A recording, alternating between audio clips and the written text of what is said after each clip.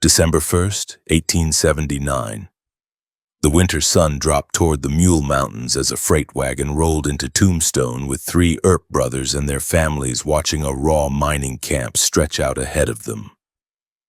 Canvas tents, rough board shacks, and half-finished false fronts clung to the hard ground on Goose Flats, the high mesa that carried this new silver town. The air held a mix of wood smoke, coal smoke from the hoists, and the sharp smell of manure from mule strings tied along Allen Street.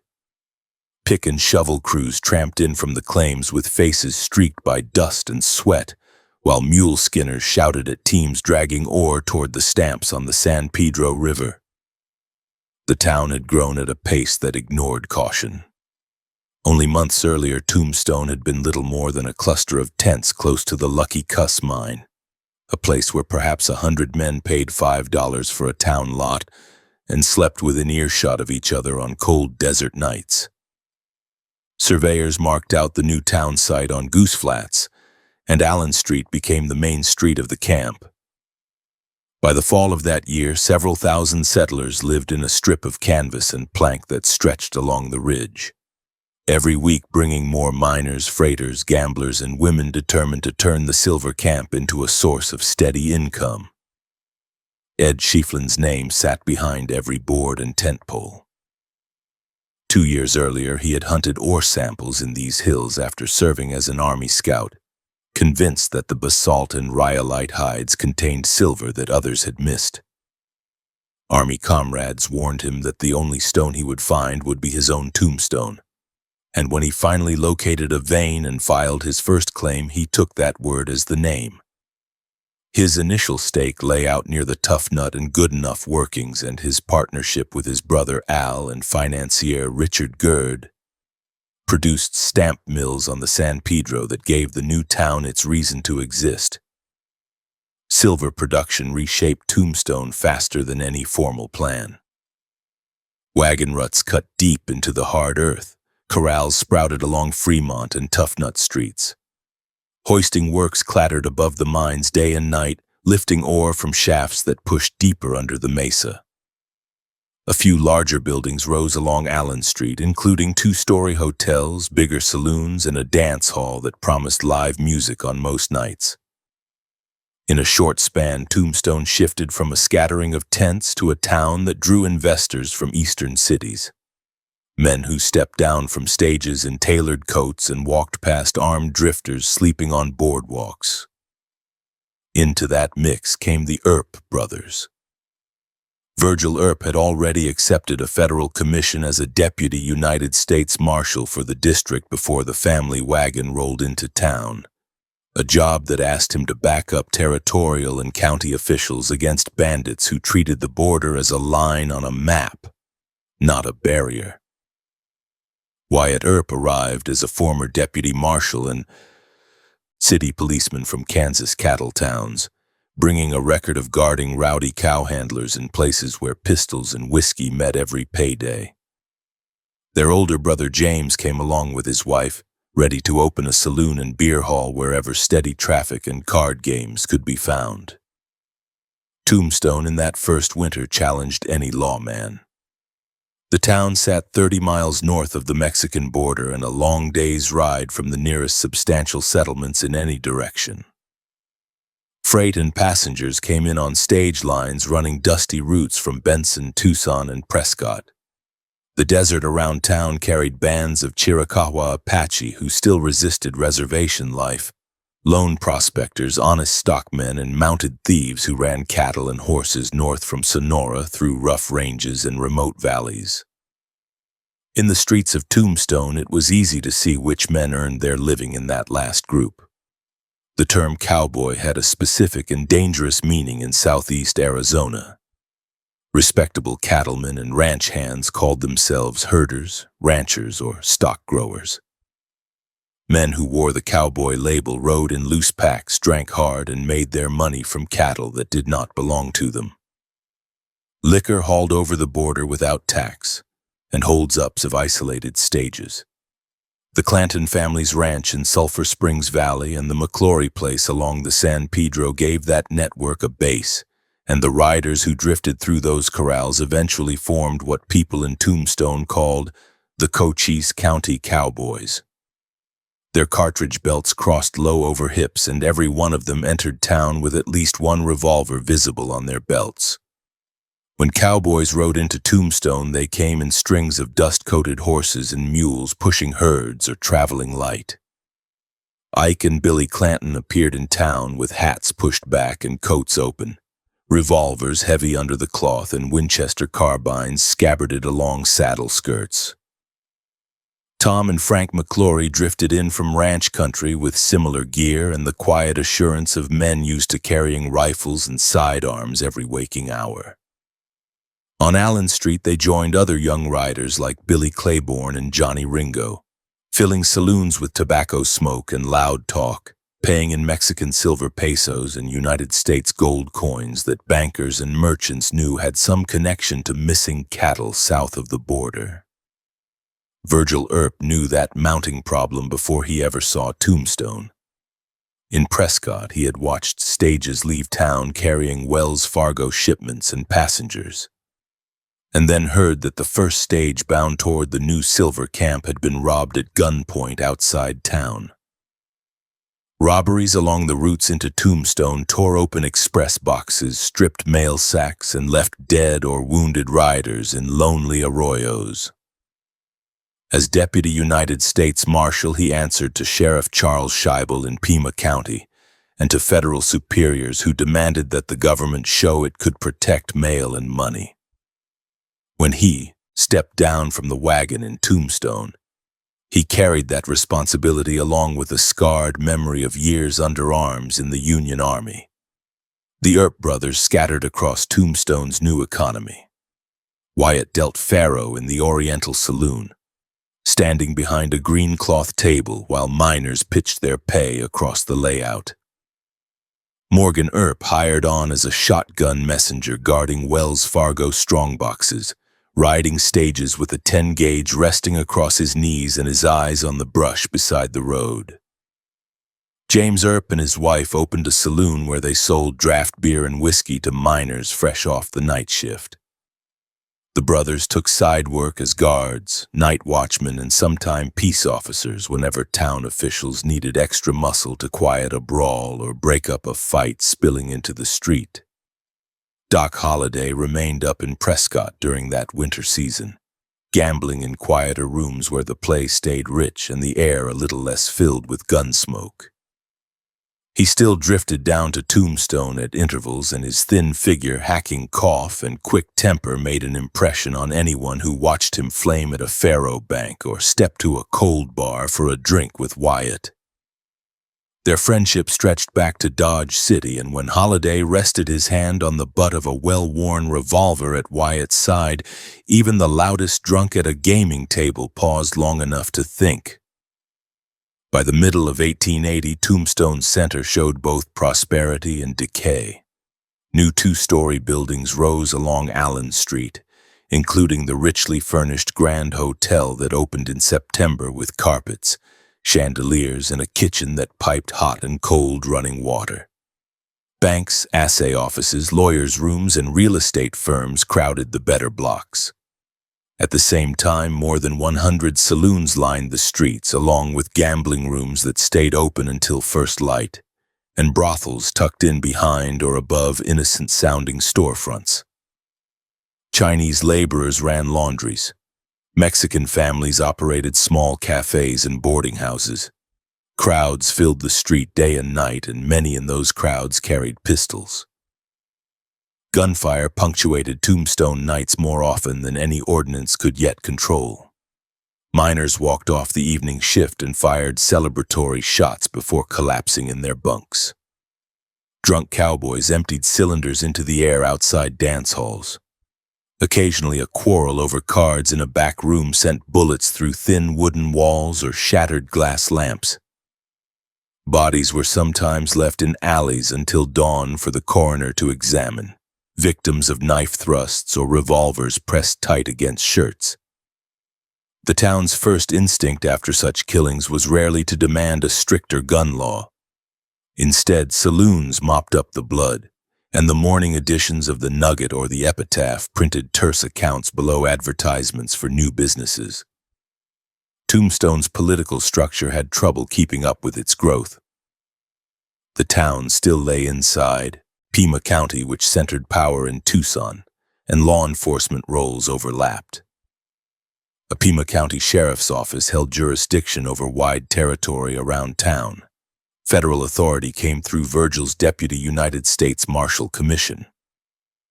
Town trustees and a local mayor patched together ordinances as best they could, but their reach often stopped at the swinging doors of the busiest saloons. Into that confusion stepped Fred White, the man chosen to serve as Tombstone's first town marshal. He walked Allen Street with a calm manner and a willingness to talk men down before reaching for a sidearm. White's approach to keeping order matched the realities of a mining camp that still tolerated armed men in most public spaces. He focused on stopping gunfire in the heart of town, not on forcing every visitor to leave revolvers at the edge of the corporate limits. When cowboys or miners let off steam by firing pistols into the air near crowded corners, White approached, identified himself, and demanded their weapons.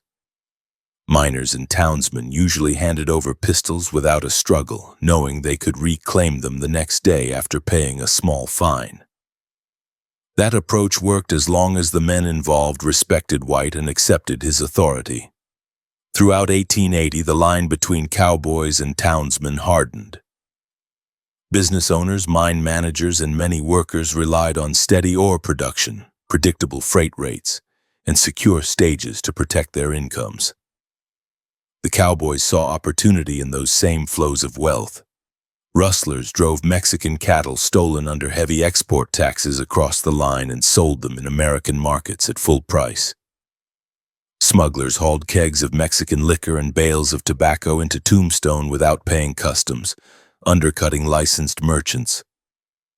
Stage robberies hit Wells Fargo shipments and private travelers, stripping some runs of tens of thousands of dollars in gold, silver, and currency over the course of the year. Each theft brought pressure from businessmen onto the officials who shared tables in Tombstone's best restaurants. Investors who had put large sums into the Goodenough, Tough Nut, and other big mines expected a stable town that protected property. They spoke with Virgil Earp, with Sheriff Chabelle, and with influential storekeepers who in turn backed the Earps as practical men who could stand between the boomtown and outright anarchy. That support did not come without resentment. Cowboys who filled rustic dance halls and cheap saloons on the outskirts of town saw the Earps as hired guns for mine owners and Republicans aligned with Eastern capital rather than with local ranchers and rural voters. Election season in 1880 sharpened that divide. In November, Pima County voters chose between Sheriff Scheibel and his challenger, Bob Paul, in a contest that turned into a test of whether cowboy influence would control county law enforcement. In the sparsely populated San Simon precinct, east of Tombstone, only a handful of voters lived along the rail stop and scattered ranches. Yet the official count reported more than 100 ballots. Ike Clanton served as election inspector there, and Johnny Ringo sat as one of the judges, and the number of votes recorded under their supervision favored Chabelle by a margin that raised immediate accusations of fraud. That inflated return, added to narrower majorities elsewhere, kept Chabelle in office until the contest reached the courts. For Wyatt Earp, who worked as a Pima County deputy sheriff centered in Tombstone, that outcome had personal consequence.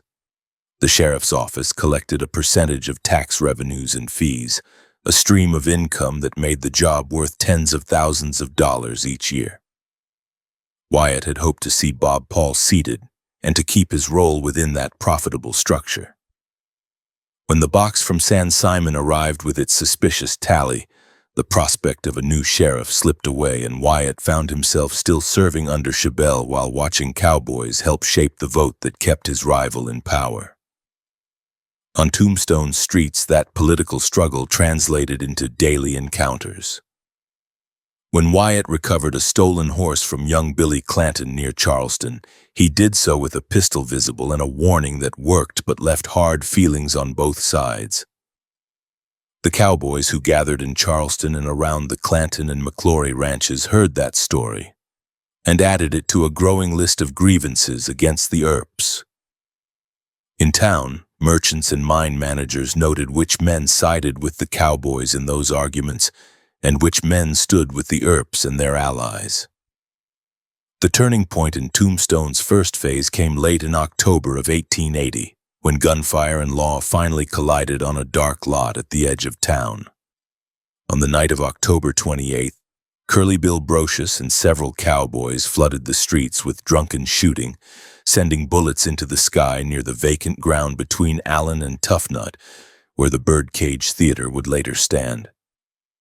Marshal Fred White walked toward the flashes and noise as he had done with other armed revelers earlier that night, intent on taking the pistols out of the drunkest hands before anyone in the crowd took a round.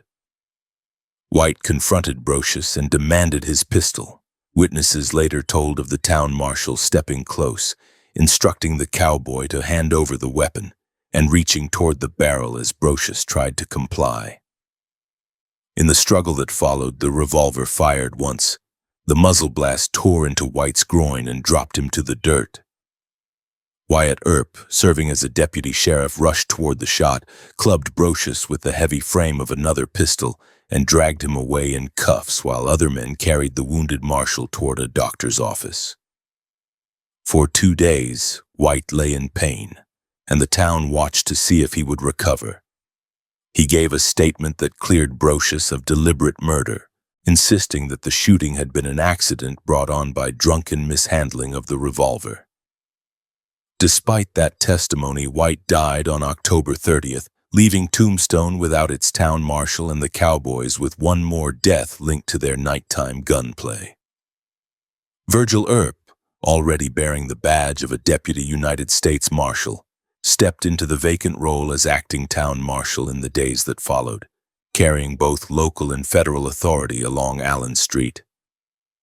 By the end of 1880, Tombstone stood as a crowded mining town with fast-rising brick buildings, a reputation for rich silver veins, and a growing record of killings tied to men who refused restraint.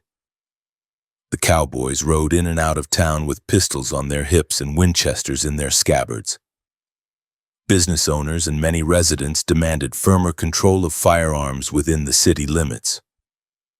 With Fred White buried and Virgil Earp now responsible for city peace on top of federal duties, Tombstone had made its first clear move toward a future in which the question of who carried a gun on Fremont and Allen streets would no longer be settled with a friendly word and a small fine, but with formal ordinances and the readiness of armed lawmen to enforce them. The first weeks of 1881 pushed Tombstone into a new phase where rough camp habits collided with the paperwork of a real American city. Streets that had once been nothing but ruts in the caliche now carried wagons loaded with ore, freight, liquor, and families. And every one of those loads represented money that passed under the eyes of lawmen and outlaws. The death of Fred White still lay close to the surface, not in speeches or memorials, but in the way townspeople watched every drunk with a pistol on Allen Street, and in the way the cowboys smirked when they rode in from the San Pedro country. On paper, the city had grown respectable. Tombstone received its charter as a city early in the year, and a formal government sat in rooms above the bustle of the main street. Mayor John Clum ran council meetings where ordinances were read slowly and voted on by men in clean shirts, while clerks scratched the results into ledgers. City Marshal Ben Sippy held the official badge that Fred White had once worn, a narrow-faced officer in a neat coat who strode the boardwalk with a polished revolver on his hip. Below those polished surfaces, Virgil Earp still carried his Deputy United States Marshal commission, the federal badge tucked beneath his coat, and townspeople who cared less about titles than about results continued to send for Virgil when trouble felt serious. Sippy handled the showier public disturbances. When a gambler named Johnny behind the deuce shot a man in a saloon and a crowd surged toward the jail, Sippy waded into the mass with drawn pistol and harsh orders. He steered the prisoner through a narrow passage into the stone lockup while men on the edge of the mob yelled for a rope. The marshal's quick move kept the man alive for a courtroom rather than a cottonwood limb. Incidents like that reassured merchants and churchmen that city law existed, yet every time the marshal walked away from the jail, cowboys lounging along the street made it clear that their own ways of settling scores had not changed at all. Outside town, the country operated on different rules. South and east of Tombstone, along the San Pedro River near Charleston, lay the Clanton Spread, more a base of operations than a tidy ranch. Low adobe walls, rough sheds, and a corral built from hacked mesquite posts sat beside a dusty yard where horses stamped and cattle bawled. Old man Newman Haynes Clanton and his sons Ike and Billy moved stock through that yard that had started life on Mexican pastures.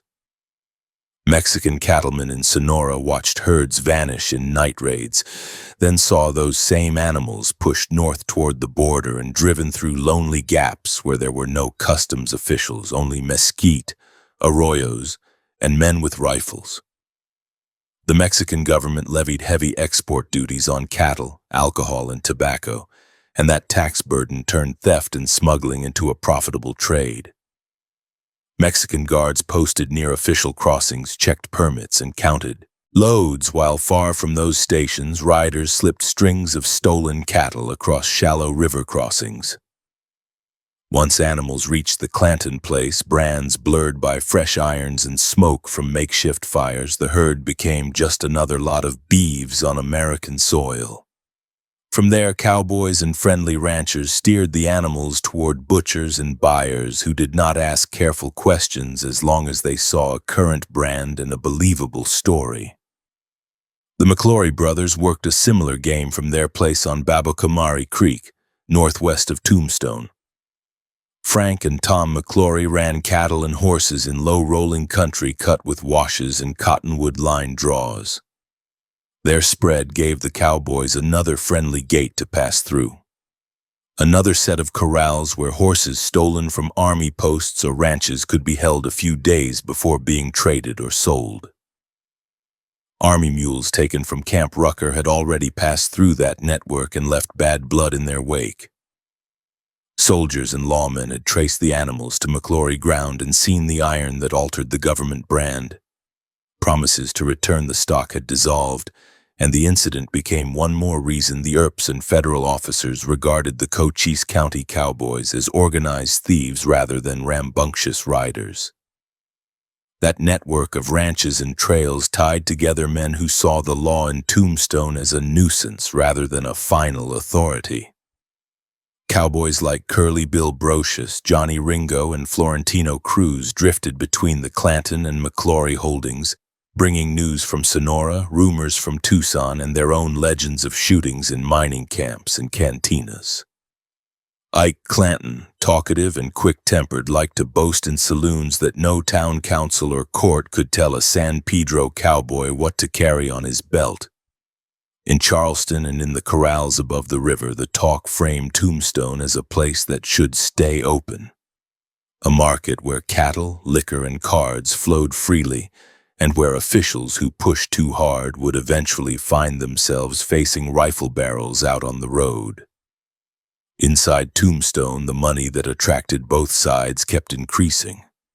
Mines on Toughnut contention and other claims sent silver-bearing ore to stamp mills day and night. Freight teams and stagecoaches hauled bullion, payrolls, and supplies in and out, and every cargo offered opportunity. County law wrapped itself around that flow of wealth. Under territorial law, the county sheriff did not just arrest drunks and thieves, he collected taxes, fees, and fines, and he kept 10% of what flowed through his hands. Records later showed that the Cochise County Sheriff's Office produced more than $24,010.52 in earnings in a single year, and men in saloons understood that figure as proof that the badge could be a path to real fortune, not modest wages. Wyatt Earp had already tasted the power of that arrangement when he served as undersheriff in the eastern part of Pima County. He knew what it meant to ride with tax rolls in his saddlebags and to oversee the security of stages carrying valuable freight. When the contested election for Pima County Sheriff turned sour and his patron's grip loosened, Wyatt watched his access to that income fade. By the time the new year opened, his attention had shifted to a bigger prize, the brand new sheriff's office that would come with a proposed county carved out around Tombstone. Saloon keepers and lawyers spoke of it over faro layouts and whiskey glasses.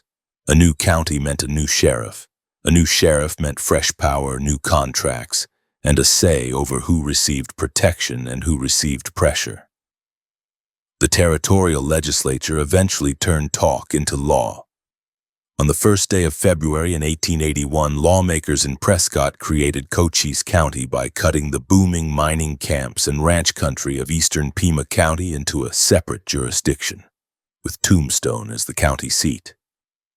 The decision recognized what residents already felt, that the center of gravity had shifted away from the old county seat in Tucson and into the new silver town in the Dragoons' shadow. For Tombstone merchants, lawyers, and mine owners, this meant closer courts, quicker recording of claims, and county offices a short walk away rather than days of travel. For rural ranchers and cowboys, it meant that town-based officials would now sit over the tax rolls, juries, and sheriff's warrants that touched their lives. With the ink barely dry on the Cochise County bill, attention turned at once to the office that mattered most, the sheriff's badge. Wyatt Earp and Johnny Behan each wanted it. Behan, older and experienced in politics, had served as sheriff in Yavapai County and held seats in the territorial legislature. He had recently been appointed undersheriff in the Tombstone area, after Wyatt stepped away from that post. He moved easily among Democratic office holders and was friendly with ranchers in the San Pedro country. Wyatt carried a different kind of standing, younger, with a reputation for coolness under pressure, built in Wichita, Dodge City, and now Arizona, and with strong support among Republican businessmen in Tombstone who wanted firm law in the streets to protect their investments. The contest never reached a ballot box. In quiet conversations away from the bar tops and card tables, Behan pressed his advantage with connections in Prescott and with Governor John Fremont. He promised Wyatt that if Wyatt stepped aside and did not fight the appointment, Behan would take the job and name Wyatt as undersheriff for the new county.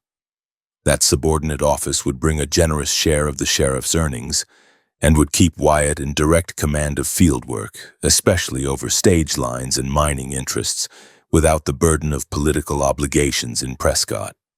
It sounded on its face like a compromise that gave Behan the title he wanted and gave Wyatt the practical power he cared most about. Wyatt accepted the understanding. He pulled back from his own pursuit of the sheriff's post and allowed Behan to canvass influential men without open opposition. In saloons like the Oriental, where Wyatt dealt faro and watched the door with the habitual awareness of a lawman, friends asked him how the fight for the sheriff's job looked. He answered that the matter was in hand and that there was an arrangement. At the same time, across the river in Charleston and in ranch houses near the Babocamari and the San Pedro, word spread that Behan, a man seen as friendly to rural voters and cowboys, would take charge of the new county's badge. To those riders, that prospect meant they would not have a hard-driving Earp holding both city and county authority over their trails. On the 10th day of February, the appointment became formal. Governor Fremont named Johnny Behan the first sheriff of Cochise County, and the territorial legislature approved the choice. Behan set up his office in Tombstone, where maps of the new county hung on the walls and a desk waited for tax rolls and fee books. He now stood at the center of county law, empowered to appoint deputies, collect taxes, and decide how vigorously to pursue outstanding warrants. The men around him understood that whoever received the undersheriff's job would control much of the day-to-day business and would share generously in the money that passed through the office. The promised appointment never came. Weeks passed and Wyatt heard nothing official. Instead, Bayan added his own political ally, Harry Woods, to the office. Woods, a prominent Democrat and newspaperman, fit Bayan's circle far better than a Republican gambler with a reputation for backing mining capital and stage interests against the Cowboys. When Wyatt learned that Woods had been sworn in where he had been pledged, he took the slight as a betrayal, not just of a personal agreement but of a professional understanding between law officers. In his view, he had stood aside from a position he could have contested on the strength of his record. Behan's decision, in turn, showed him that the new sheriff did not intend to share authority with the Earps in any formal way. That breach deepened an already present divide. Wyatt's brothers continued to serve in roles that tied them directly to town order. Virgil carried his federal commission, watched by business owners who valued his toughness and his refusal to be cowed by cowboys. Morgan picked up more responsibility on patrols and in backing his older brothers when they faced threats in saloons or on the wooden walks. The Earps saw themselves as the spine of law in Tombstone, one that needed reinforcement from county government to stand firm against rustlers and stage robbers. Bayan, by contrast, positioned himself as a county officer who could balance the demands of town men and rural cattle interests without throwing all his weight behind either side. In the country, the Cowboys read the situation through their own lens. To men like Ike Clanton, the appointment of Bayan signaled that county law would not automatically echo the harshest demands from the Earps and their backers. Bayan had already shown an easy manner with cowboys in Charleston and on the river, drinking with them and treating their presence as a normal part of frontier life. When disagreements arose, he tended to seek negotiation rather than direct confrontation. That fit the Cowboys' belief that their use of the open range and cross-border trade made them as important to the region as the mine owners and bankers up in Tombstone. By the end of March, lines of authority in Cochise County had hardened without a single word of formal war declared. On one side stood a town that had taken on the trappings of order, with a mayor, council, city marshal, and a county sheriff's office in a new brick building. On the other side stood ranches, corrals, and river fords where cattle and liquor moved at night under the care of men who laughed at distant legislators and regarded the Earps with open hostility. In the middle, both literally and figuratively, were the stage roads and freight lines that connected Tombstone to Benson, Contention City, and points beyond. The heavy coaches carried silver bullion and currency through country where every bend in the trail provided cover for a man with a shotgun. The new county government had been created in part to protect that traffic. The Cowboys looked at those same coaches and saw rolling bank vaults. The gap between those views would soon break into open violence. On the 15th day of March in 1881, a Kinnear and Company stagecoach rolled out of Tombstone and headed north and east through the dusk with dust hanging behind the wheels. The road out of town passed scattered shacks and corrals, then dipped into low country cut by washes and mesquite. Inside the coach, mailbags lay stacked beside the express box and passengers shifted on hard seats, while the driver on the box seat handled the reins with practiced hands. Beside him, the shotgun messenger watched the brush and the bends in the road, with a sawed-off shotgun resting within easy reach. Each man on that box knew that every trip carried bullion, currency, registered mail, and lives through a strip of country that had turned into a favored ground for holdups. The stage rolled past Contention City and pushed on toward Drew Station, a scattered cluster of buildings on the line to Benson. The coach lamps threw a limited cone of light in front of the horses. The team's hooves struck the packed earth in a steady beat. The messenger felt every small change in the air and listened for any sound that did not fit the pattern of a normal night run. In that region, robbers did not always block the road with wagons or rocks. They often slipped out of arroyos and tree lines with guns already pointed at the driver's chest and at the messenger's head. Near Drew Station, the ambush came. Dark shapes stepped into the road and a voice called out, ordering the stage to halt. Gun muzzles glinted in the dim light. The driver tried to bring the team under control, but a shot cracked and slammed into his body, throwing him from the box. Another bullet tore into a passenger who had risen from his seat inside the coach. The horses lurched forward in panic. The messenger grabbed for the reins and the shotgun at the same time, bracing his feet on the box as the stage swayed. The would-be robbers aimed for the messenger next, knowing that without him the coach would be theirs. Gunfire flashed again from the roadside.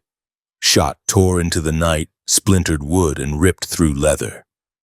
The messenger held his ground, jammed the barrels of his shotgun toward the muzzle flashes, and fired back. The recoil slammed against his shoulder. He saw shapes dive for cover and heard shouts from the darkness. The horses, driven hard by fear and the sting of cuts, surged ahead, dragging the stage past the ambush point. With the driver dead and the coach still in motion, the messenger had to balance survival against the need to keep the strongbox out of the robbers' hands. He forced the team forward, keeping the vehicle moving towards safety rather than risking a stop in the open where the gunmen could regroup. Behind the stage, in the dust and moonlight, the men who had planned the holdup were left standing with nothing in their hands except hot rifles, and the knowledge that the shot they had fired had killed 2 men but had not stopped the coach. Word of the attack reached Tombstone rapidly. The bodies of the driver and the passenger were brought back along the same road, this time in slow wagons rather than a running stage. The news spread along Allen Street from saloon to saloon. Men stepped away from card tables to read hurried notices tacked to posts. The Nugget and the Epitaph prepared accounts naming the dead and describing the attempted holdup near Drew Station. Shopkeepers, miners, and freighters measured the news against robberies that had hit other lines in recent months, and came to a blunt conclusion that organized gangs were treating the roads into Tombstone as their own feeding ground. The killings removed any sense that stage robberies were a distant or impersonal problem. The driver had been a known man in town, someone whose voice and figure people recognized at the stage office. The passenger had stepped aboard with ordinary expectations and had ended up with his body laid out in a coroner's room. Funerals in Tombstone and in other settlements underscored the cost of leaving the roads under-policed. Carriages moved slowly to the cemetery while armed men watched from the edges of the crowd. On the fringes of the graveside gatherings, talk turned to names that had already been whispered in connection with earlier robberies. Suspicion converged on a small circle of hard cases who had been drifting in and out of the region. Names like Bill Leonard, Jim Crane, and Harry Head surfaced in saloon conversations and in private reports to lawmen. These men had reputations for violence and for involvement in previous stagecoach robberies where express boxes had been emptied and gold and currency had vanished into the desert. None of them held steady work. All of them had connections to the cowboy element that moved between ranches near the San Pedro and the Mexican border. Law officers did not rely on rumors alone. The messenger who had survived the ambush provided descriptions of the gunmen's voices, movements, and positions along the road.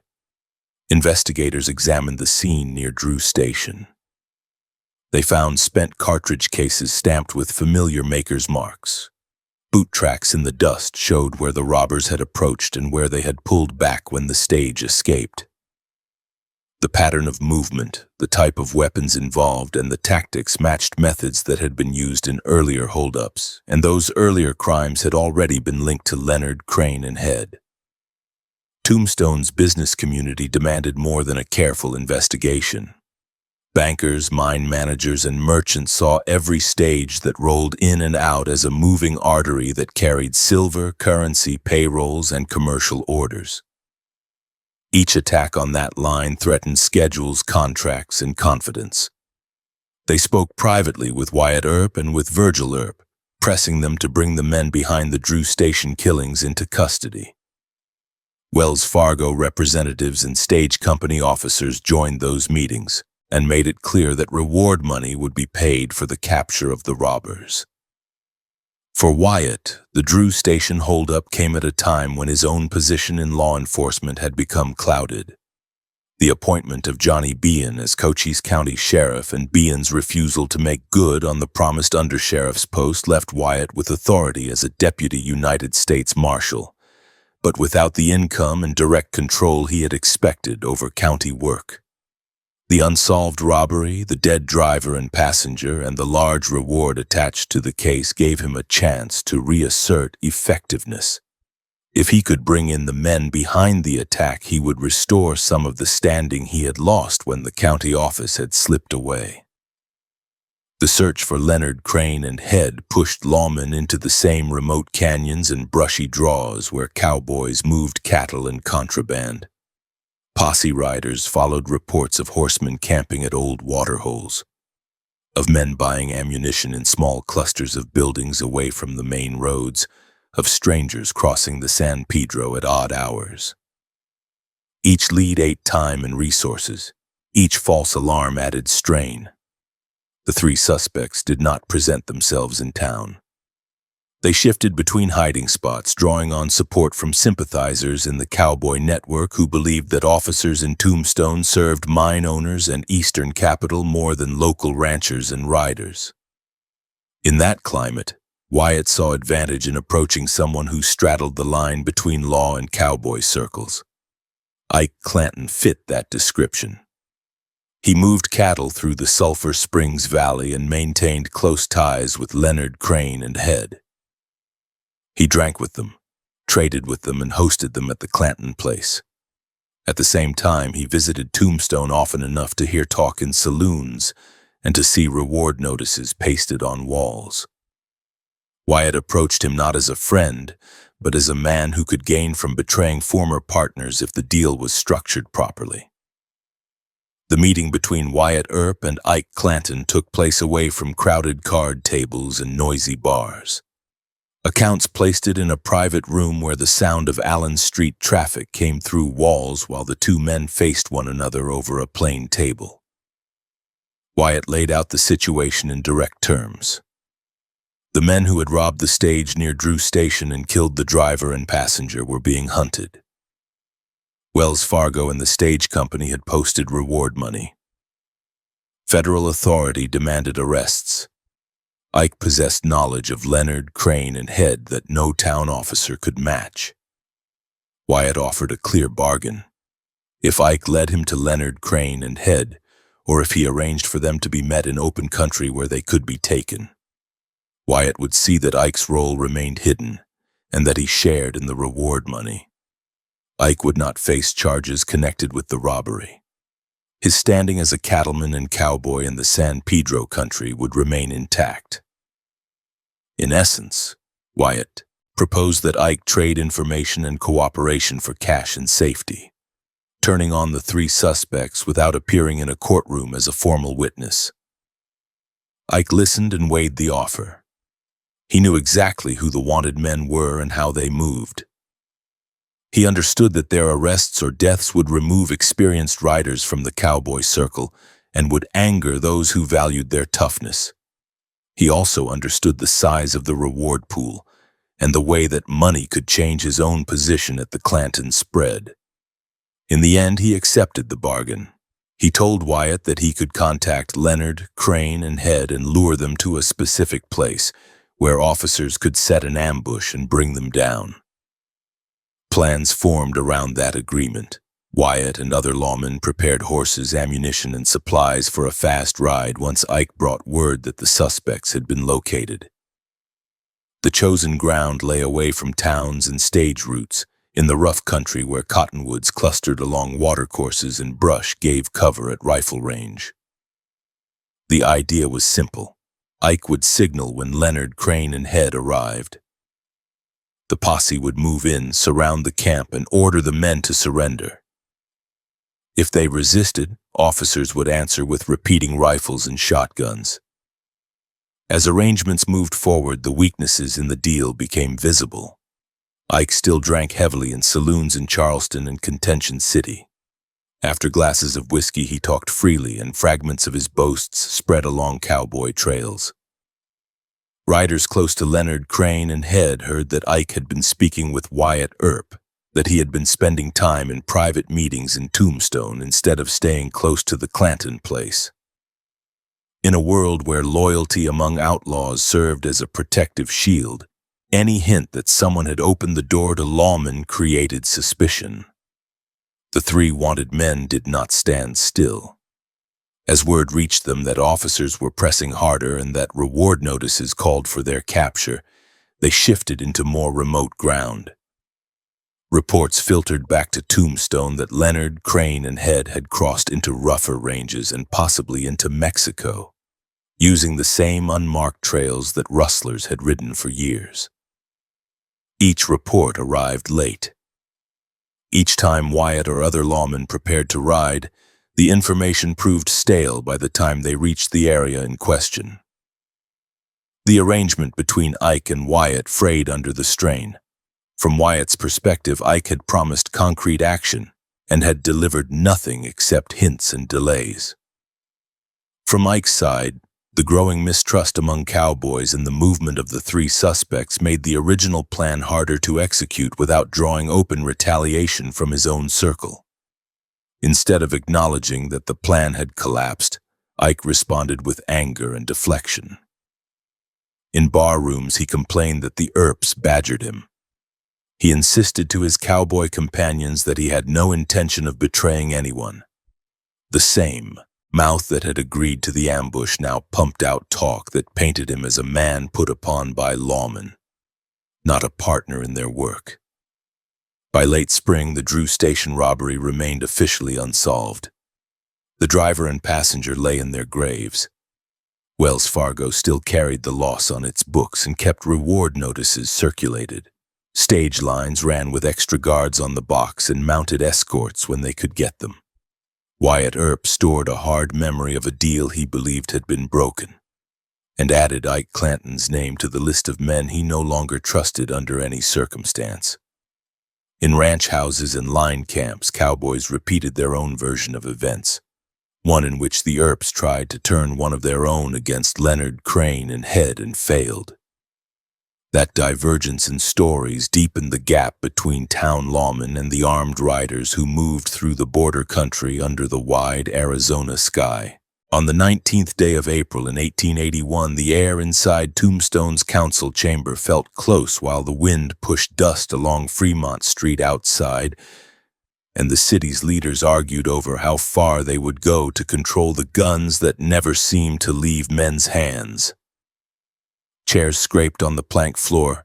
Papers lay stacked in front of Mayor John Clum and the councilmen as they listened to the clerk read the text of a new ordinance that would change daily habits in the town more than any speech or sermon ever had.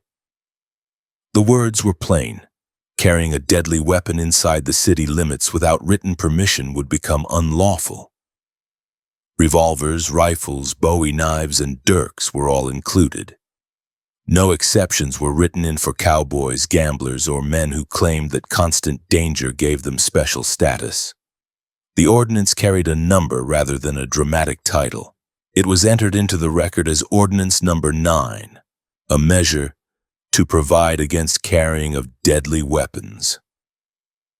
Men in the chamber understood exactly what that meant.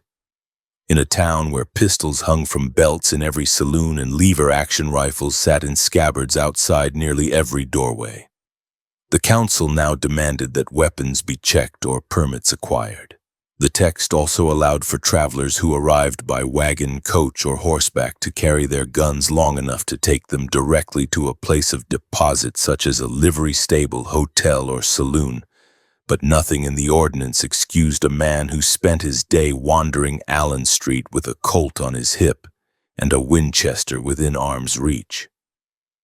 Support for the measure in town came from people whose businesses depended on something more predictable than the outcome of the next quarrel. Bankers, assayers, and storekeepers had watched funerals leave town too often in recent months.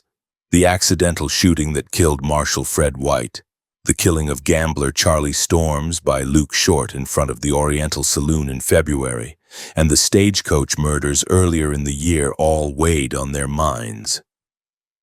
In March, one newspaper had asked how 100 armed outlaws could shame a government that claimed to serve thousands of citizens, and had demanded that the marshal summon a posse and clear the streets of men who treated Tombstone like their own camp. The ordinance offered a legal answer rather than a spontaneous mob. Opposition formed in the places where smoke, whiskey, and card games thickened the night air. Cowboys and many drifters heard the news at bar tops, where barkeepers repeated the council's decision while wiping down glasses. To them, the demand that a man walk unarmed through town felt less like a safety measure and more like an insult. Cowboys from Sulphur Springs Valley and the San Pedro country insisted that they rode into Tombstone from hostile ground past Apaches and bandits, and that they would not surrender the tools that kept them alive just because a clerk in a clean shirt had copied an ordinance into a book. The practical effect of the law started with signs. Notices went up at the edges of town and near busy corners, spelling out that anyone entering Tombstone with firearms was expected to deposit them promptly at a livery, corral, hotel, or designated checkpoint. Revolvers, rifles, and long knives could be left with stable owners who kept racks, hooks, and locked cases for that purpose. In return, the owner received a token or a written slip so he could reclaim his property when he departed. The system mimicked arrangements already used in some cow towns farther east, but in Tombstone it now carried the weight of a formal city ordinance behind it, instead of a marshal's informal request. On the street, the change appeared in small but telling ways. Freight teams pulled into town, and drivers who once stepped to the ground with pistols already visible now walked their teams to the corral and handed over revolvers and rifles along with harnesses and feed orders. Traveling salesmen who wore small pocket pistols tucked into vests or boots came under the same rules as men with heavy six-shooters, and more than one merchant found a hidden weapon during a conversation that began politely and ended with a reminder that the council's law did not distinguish between little guns and big guns. Even itinerant gamblers who drifted through town and tried to keep a derringer hidden in a coat sleeve now had to weigh the risk of arrest against the comfort of believing they had one last card up their sleeve. The iron at issue in these arguments was not abstract. Tombstone's streets carried some of the most modern firearms of the period. Many men favored Colt Frontier revolvers with 6 metallic cartridges in the cylinder, chambered in .44 or .45 and built to stand up to hard riding and daily use. Lever action rifles such as the Winchester model with its tubular magazine appeared at almost every corral and ranch. A single rifle could carry a magazine full of cartridges, each with enough power to punch through a man and still have force left for whatever lay behind him. Double-barreled shotguns, often loaded with heavy buckshot, stood behind bar counters and beside doorways where their short-range shock made them more feared than any revolver. The new ordinance did not care whether the weapon in question was a polished factory piece or a battered old tool. If it could kill, it fell under the ban. City Marshal Ben Sippy still held his post when Ordinance No. 9 took effect. He walked the wooden sidewalks in a neat coat, a visible symbol of city law. His task now included more than breaking up fights and protecting prisoners from lynch mobs. He and his men were expected to stop citizens and visitors who moved through town openly armed and to insist on compliance with the new rules. Sippy had already faced down an angry crowd when they wanted to hang Johnny O'Rourke earlier in the year, and his willingness to talk men down before using force served him well at first. Many miners, merchants, and freighters complied when he explained the law and pointed them toward the nearest stable. The Cowboys were another matter. Men like Ike and Billy Clanton, Tom and Frank McClory, and their friends had built their public identities around the notion that a cowboy went armed from the time he left the ranch until the time he turned in for the night. When they rode in from Charleston or the Babucamari, They wore cartridge belts crossed at their waists and carried Winchesters slung beside their saddles. Sippy and his officers could insist that these riders deposit their weapons, but doing so meant confronting men who already held grudges over previous arrests, lost horses, and accusations of smuggling and theft. Each encounter between a patrolman and a cowboy over a holstered pistol risked becoming one more episode in a growing feud. The city ordinance did not erase the federal badge that Virgil Earps still carried as a deputy United States Marshal. When rumors reached him that certain cowboys had ignored the gun law, he paid attention even if Sippy had not yet made an arrest. Virgil was used to working in places where law on paper meant nothing without men willing to back it with physical courage. He had seen towns ignore ordinances until a killing forced them to take the text seriously.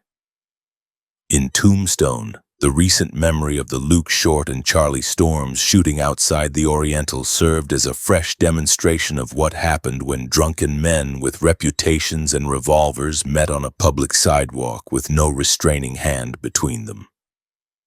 The blood from that fight had barely dried on the street before Ordinance 9 was read into the city record. Newspaper columns reflected the divided view. The papers that leaned toward business interests praised the ordinance and pointed to eastern cities where disarming visitors within town limits had reduced spontaneous killings. Editors who sympathized with rural voters or who distrusted heavy-handed law complained that the council was punishing honest ranch hands and travelers for the actions of a few stage robbers and town drunks.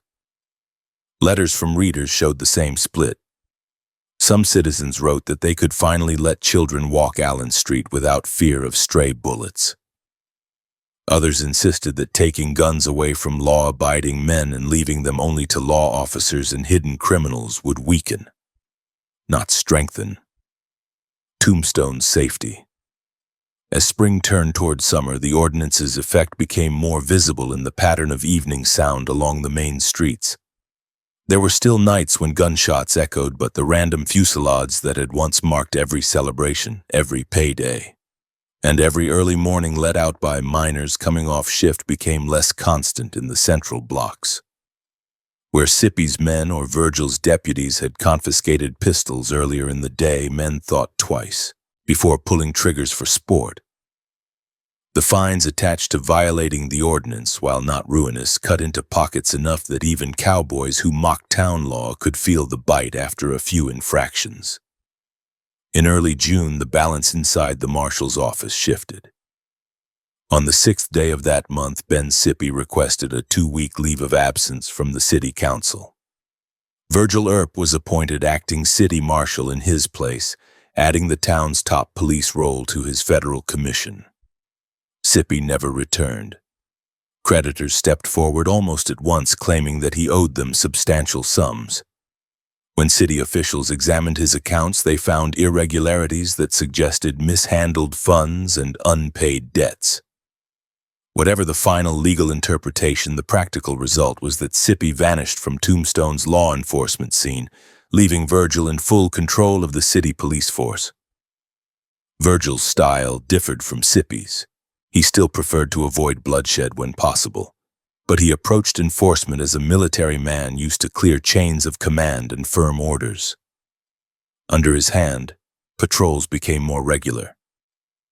Officers were expected to keep close track of which men had deposited weapons and which men had tried to skirt the ordinance.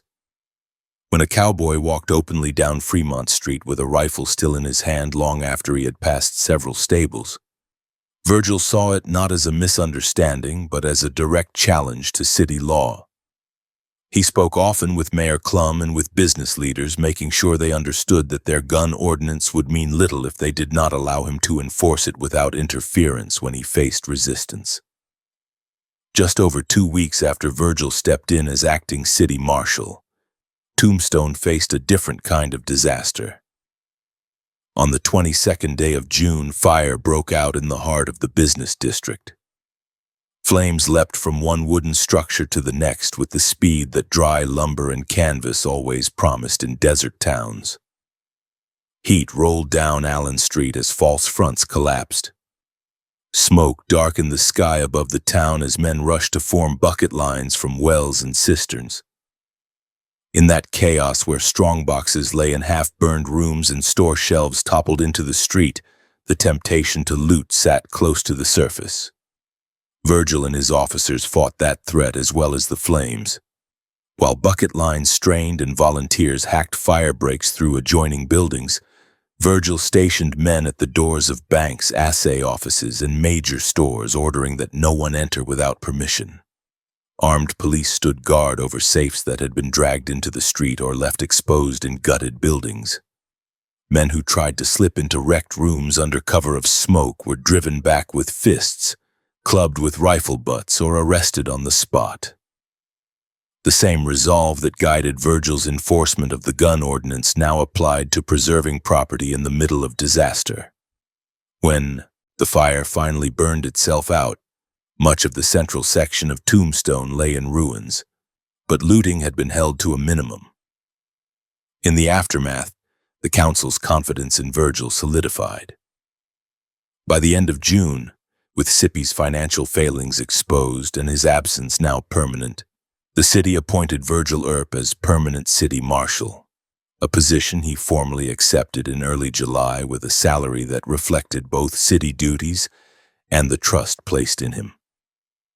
For the first time, Tombstone's chief law officer carried both the municipal badge and the federal commission of a deputy United States Marshal, uniting local and national authority in a single figure who already had a running feud with the Cowboys over stagecoach robberies, horse thefts, and now compliance with Ordinance No. 9.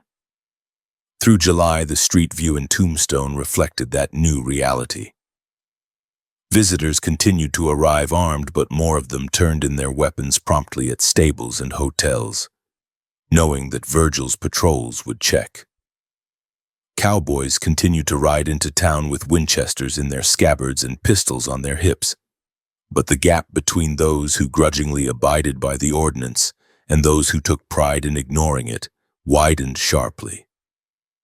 Each time an officer took a revolver off a drunken cowboy in front of Hafford's or the Crystal Palace, angry words followed, and those words traveled back out to the ranches in the valleys.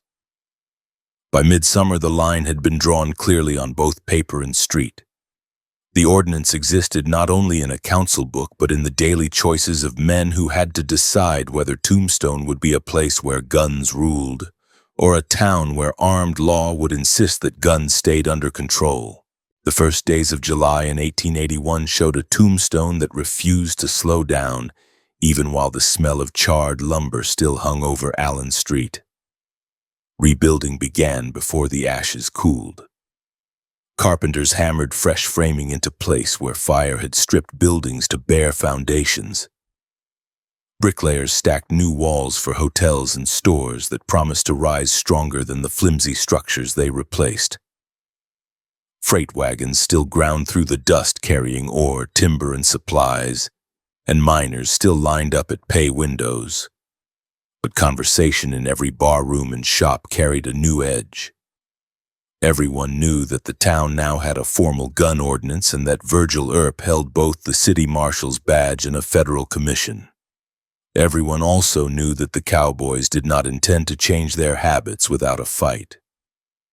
Virgil used the weeks after his permanent appointment to impose order in practical ways, not with speeches.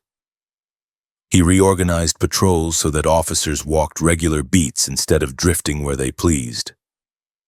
Morgan Earp took on more hours as a sworn officer, his revolver worn in plain sight and his manner direct with anyone who tested the line. Wyatt did not carry a city badge but served as a special officer when Virgil called on him, splitting his time between dealing faro in the Oriental and backing his brothers when a situation looked ready to turn violent. A handful of other men, including seasoned guards from stage lines and mining companies, signed on as deputies in case a posse had to be raised in a hurry. The gun ordinance gave those men a clear rule to enforce. The city posted notices at main entrances and where riders turned into Fremont and Allen Streets, reminding all that carrying a deadly weapon within the city limits without permission was unlawful. Virgil instructed his officers to begin with warnings when possible, especially with strangers who had just arrived, but to make it clear that the rules applied to every man who stayed in town. Patrolmen stopped ranch hands who walked past stables with revolvers still strapped on, and told them to leave their weapons at a hotel desk or livery. When a miner stepped onto the sidewalk with a pistol tucked in his waistband, an officer pointed at the ordnance notice and escorted him to a counter where the gun was tagged and stored. Many men grumbled, but they complied because they wanted to drink, gamble, or sleep in town without spending a night in the jail. The Cowboys treated those encounters as tests rather than instructions. Late one afternoon, Tom McClory rode in from the San Pedro country with dust on his boots, a Winchester in the saddle scabbard, and a cartridge belt slung low. He dismounted near a livery but left the rifle in plain sight and walked toward a saloon still armed. Virgil stepped from the boardwalk, blocked his path, and told him he was in violation of the ordinance. Tom answered that he had business and that no city marshal would tell him how to carry a gun in a place where men could shoot him in the back. Virgil did not raise his voice. He repeated that the law required weapons to be deposited. The exchange drew a ring of onlookers. After a long moment, Tom turned on his heel, stomped back to the stable, and slammed the carbine into the hands of the hostler with harder force than necessary. Then stalked back toward the saloon with his temper showing. Scenes like that played out through the summer. Billy Clanton arrived in town with a revolver riding high on his hip. A patrolman confronted him on the boardwalk and pointed toward the closest hotel desk. Billy reluctantly unbuckled the belt and tossed it on the counter, telling the clerk to remember who it belonged to, and promising loudly that he would not tolerate any tampering. Other cowboys walked Allen Street with coats pulled close to hide pistols. When an officer saw a telltale bulge or the swing of a holster under cloth, he stepped in and demanded the weapon. Sometimes the man surrendered it with a curse and a promise to pay the fine in the morning. Sometimes he told the officer to mind his own business, and that meant Virgil appeared with a shotgun in his hands and a flat order to comply or face arrest. In the midst of this daily pressure, violence on the roads continued. In late summer, word reached Tombstone that another stagecoach had been stopped on a lonely stretch of trail, this time with masked men forcing the driver to halt under the threat of rifles from both sides of the road. The robbers rifled mail sacks, broke open the express box, and stripped passengers of watches and money. Although no one died in that robbery, the pattern matched the Drew Station attempt earlier in the year. Reports once again linked men with cowboy ties to the attack.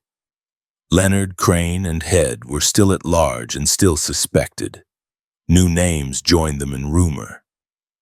Stage company agents spoke quietly with Virgil and Wyatt, pressing them hard to break the circle of men who treated every coach as a rolling target.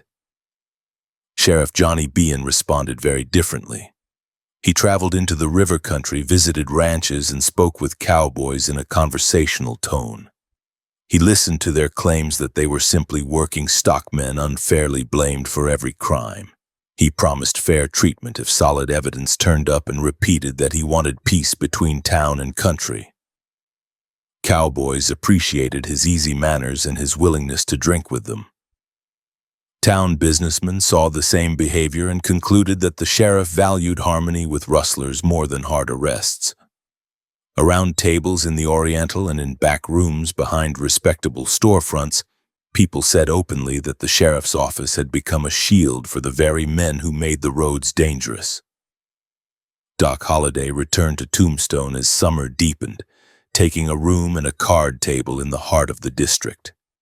He wore fine but worn clothes and carried his familiar sidearms. His reputation as a man who could draw and fire without hesitation had followed him from Dodge City and Las Vegas, New Mexico, and it blended with Tombstone's own stories until his name carried weight in every saloon. Holliday gambled long hours, chain smoking and dealing, his hollow chest shaking with coughing fits between hands. When he was sober, his mind stayed sharp and his speech cutting. When whiskey clouded his judgment, his temper grew dangerous. Wyatt valued him as a man who would stand fast in a fight, and that alliance drew Doc into the web of grudges between the Earps and the Cowboys. One evening, Ike Clanton listened from the edge of a faro table as Doc Holliday traded remarks with another gambler.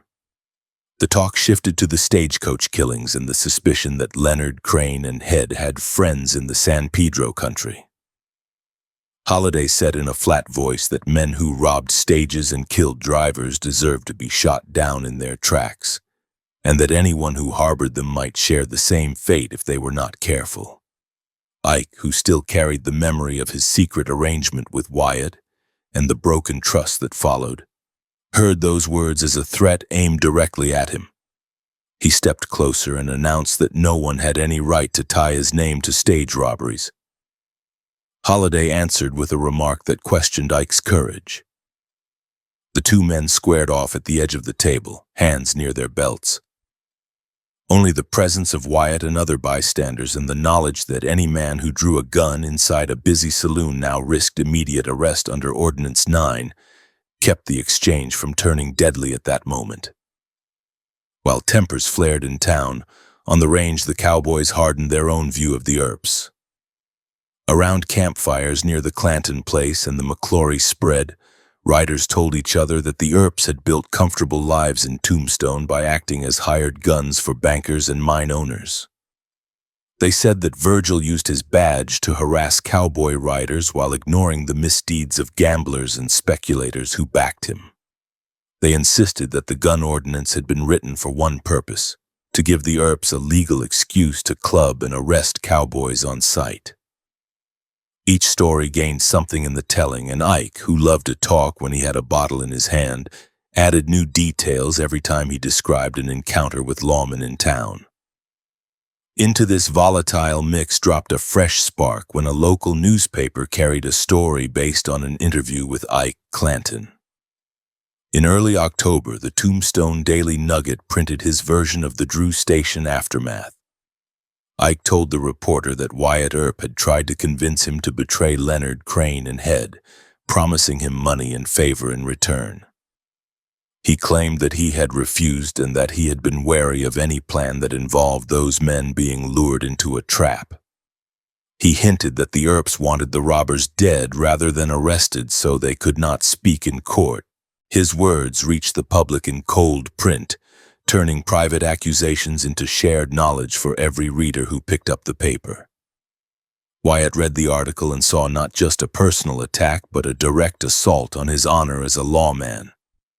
In his mind, the original approach to Ike had been a legitimate attempt to capture killers using an informant who already moved freely among them. The breakdown had come when Ike failed to act.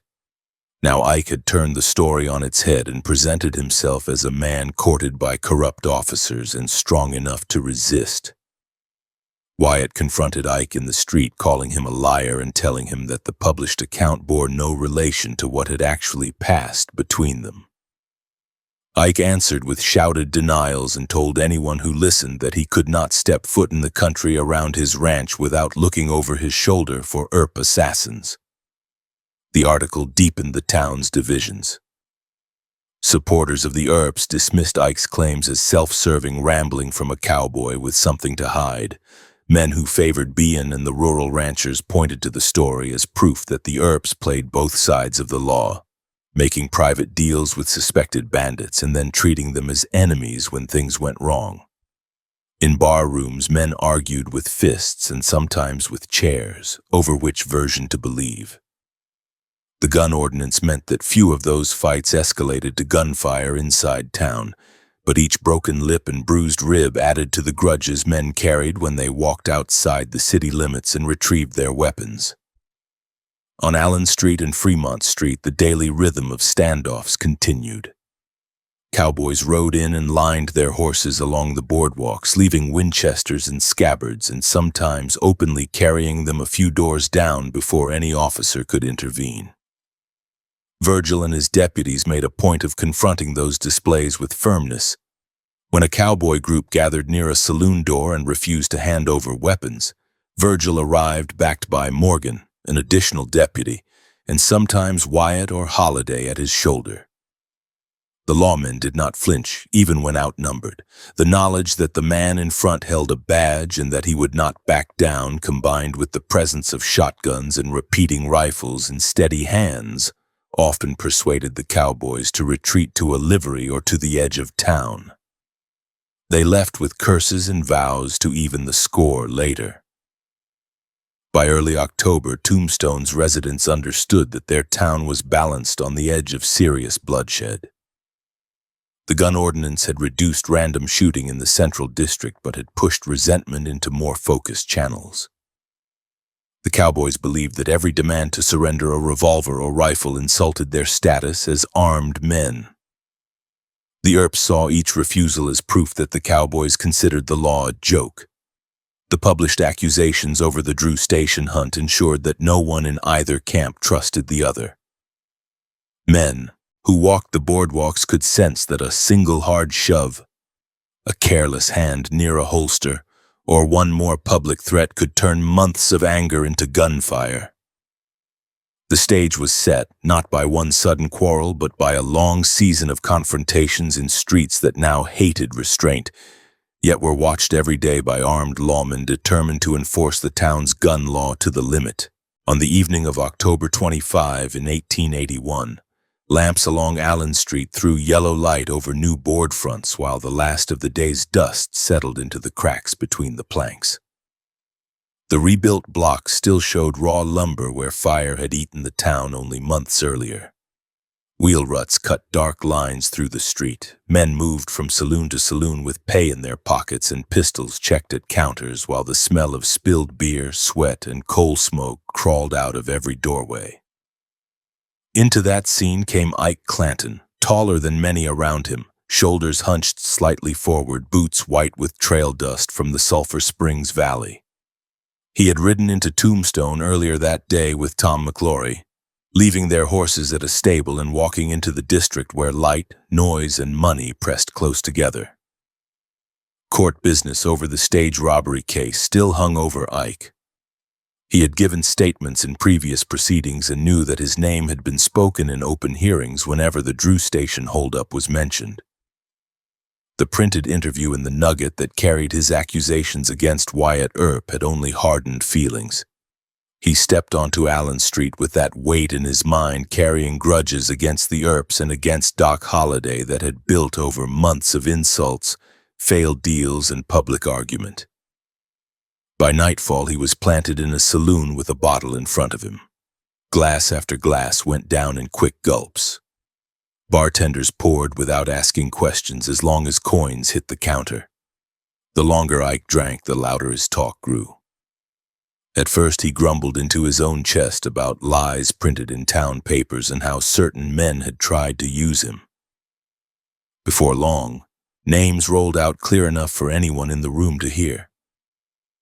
He spoke of Wyatt Earp as a man who could not be trusted in a private deal. He spoke of Virgil as a marshal who wanted to ride over every cowboy in the country. He spoke of Doc Holliday in words that left no doubt that he considered him a personal enemy. Card players and hangers-on listened because they understood that his words were not idle. Ike had long tied his identity to the cowboy circle that rode around the Clanton and McClory ranches. His temper was well known. When he announced that he had been wronged, men in the room knew that he meant to act. He told one listener that there would be shooting before another sunrise. He told another that he and his friends were tired of being pushed around in town. Each time he repeated such statements, his voice rose and his hands moved more, slicing the air as he leaned over the bar or the edge of a table. Tombstone's gun ordinance sat in the background of every gesture. Ike had turned in his visible weapons when he came in, as any traveler was expected to do. leaving rifle and pistol at a stable like other men who wanted to drink without immediate trouble from the marshal. That did not mean he felt disarmed. He trusted in numbers, in the knowledge that other cowboys would be in town by morning, and in the idea that threats made loudly enough would cow his opponents. Alcohol stripped away whatever caution he might have had. His words shifted from recounting grievances to specific promises. More than one patron heard him say that he had come to town to see the Earps, not to avoid them, and that he meant to meet them with gunfire rather than handshakes. As the night deepened, the saloons thinned a little, but Ike did not slow. He drifted from one house to another, carrying his anger with him. In one room, he stood so close to the bar that his breath fogged the mirror behind the bottles.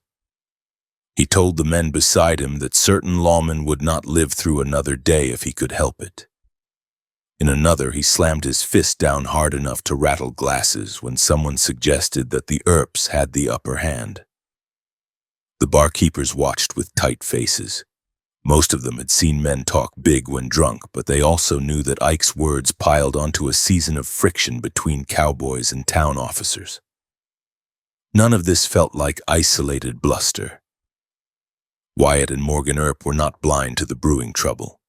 They moved through the same narrow world of gambling rooms and back counters where news traveled faster than any printed sheet. As Ike moved from place to place, reports followed. Men stepped aside and slipped out to say that he was drinking hard and naming names, that he was promising gunfire, that he was using the kind of language that could not easily be ignored by men who claimed to uphold law. Wyatt heard these accounts and weighed the timing. He had seen drunks talk themselves hoarse and then collapse on a bunk. He also knew that if those promises were left unchecked, they would be thrown in his face later as proof that he feared cowboys. Virgil Earp spent that evening balancing his duties with a battered body. A recent injury to his leg had him walking with a cane, putting more weight on his upper body to cover the weakness in his stride. That cane, combined with his revolver, gave him a different appearance on the street than the younger men under him.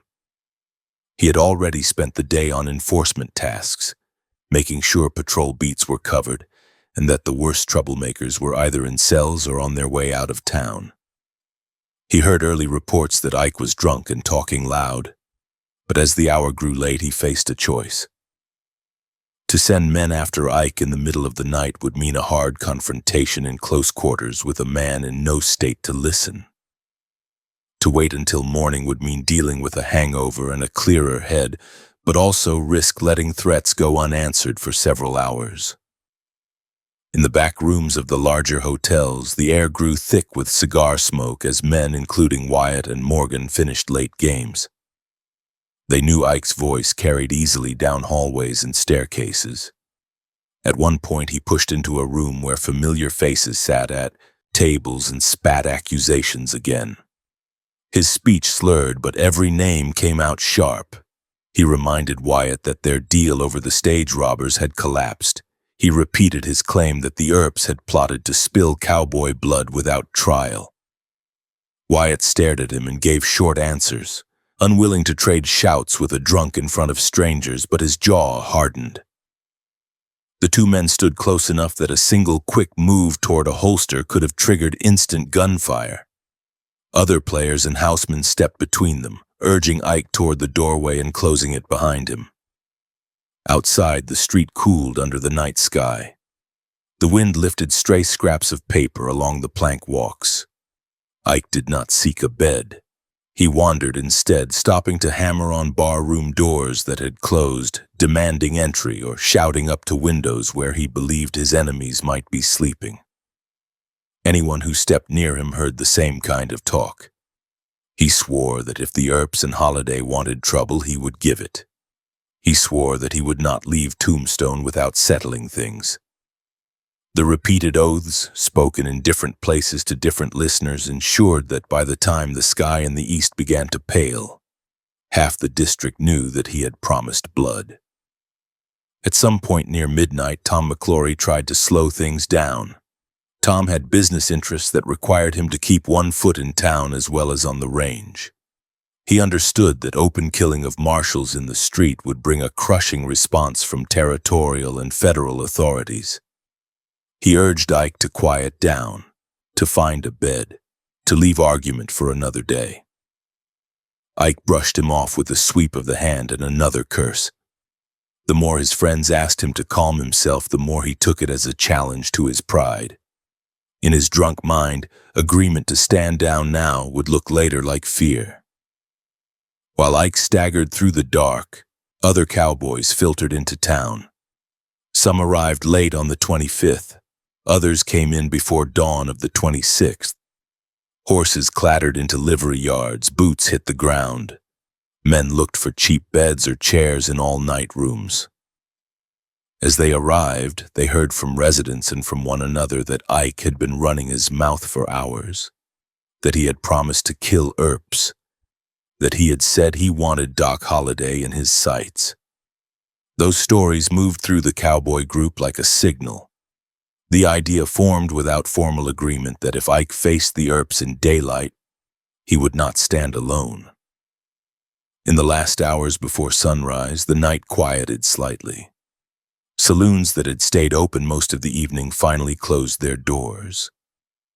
Barkeeps snuffed lamps and listened for remaining disturbances. Ike ended up in a chair or on a bench in a front room, hat off, hair damp with sweat, shirt front stained from spilled whiskey. His eyes closed in a short, restless sleep that did nothing to clear his head. When he jerked awake, the light in windows had changed from lamp glow to the dull gray of early morning. The pounding in his skull matched the bruised state of his pride. The hangover sharpened his anger rather than dulling it. Instead of reconsidering his promises, he treated them as commitments that had to be kept. He stepped back out onto the boardwalk, head bare, face drawn. At some point, he either reclaimed his weapons from the stable or kept hold of a pistol he had not surrendered fully. Witnesses later recalled seeing him with a revolver and a rifle, moving along Fremont Street and past the rear of shops, muttering, then speaking more loudly as he worked himself up again. Each time he announced that he was hunting the Earps, more eyes watched from doorways and from behind lace curtains. Word traveled ahead of him. Men just risen from bed, including storekeepers and clerks, heard that a cowboy was walking the streets armed and threatening the marshal by name. They looked at printed copies of Ordinance No. 9 tacked to posts and knew that the behavior they saw outside was a direct challenge to city law. Some hurried toward the Oriental or other central points to warn Wyatt and Morgan. Others headed to where they knew Virgil usually took breakfast or met with officers before beginning his rounds. They repeated the same simple message. Ike Clanton had spent the night drinking and making threats. He was now on the street with guns, looking for a confrontation. Inside one of the larger buildings, Virgil listened while men laid out what they had seen. He heard that Ike was drunk, that Ike was armed, that Ike had been naming him and his brothers, that he had announced his intention to end the dispute with gunfire.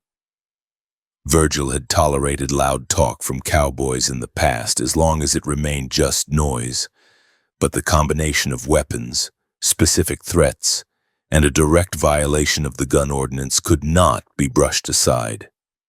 He pushed back his chair, reached for his revolver, and picked up his cane. His legs still troubled him, but his face set in the determined expression that men in Tombstone had learned to read.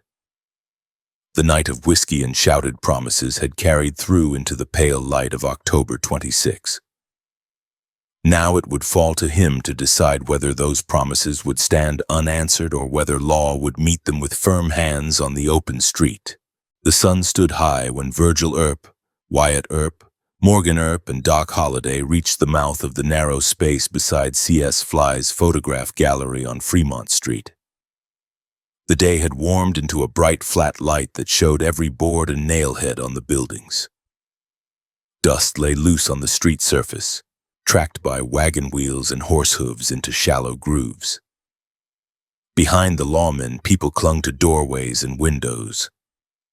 Ahead, in the cramped lot between Fly's rooms and the Harwood house, the cowboys waited among saddled horses and scattered gear, close enough that faces could be read and gun butts seen plainly. Virgil stepped slightly ahead of the others, cane in his left hand, revolver at his waist. Wyatt moved just behind his left shoulder, coat open enough that the outline of his own pistol lay under the cloth. Morgan kept to the right, nearer the street edge, eyes on the lot and the space beyond.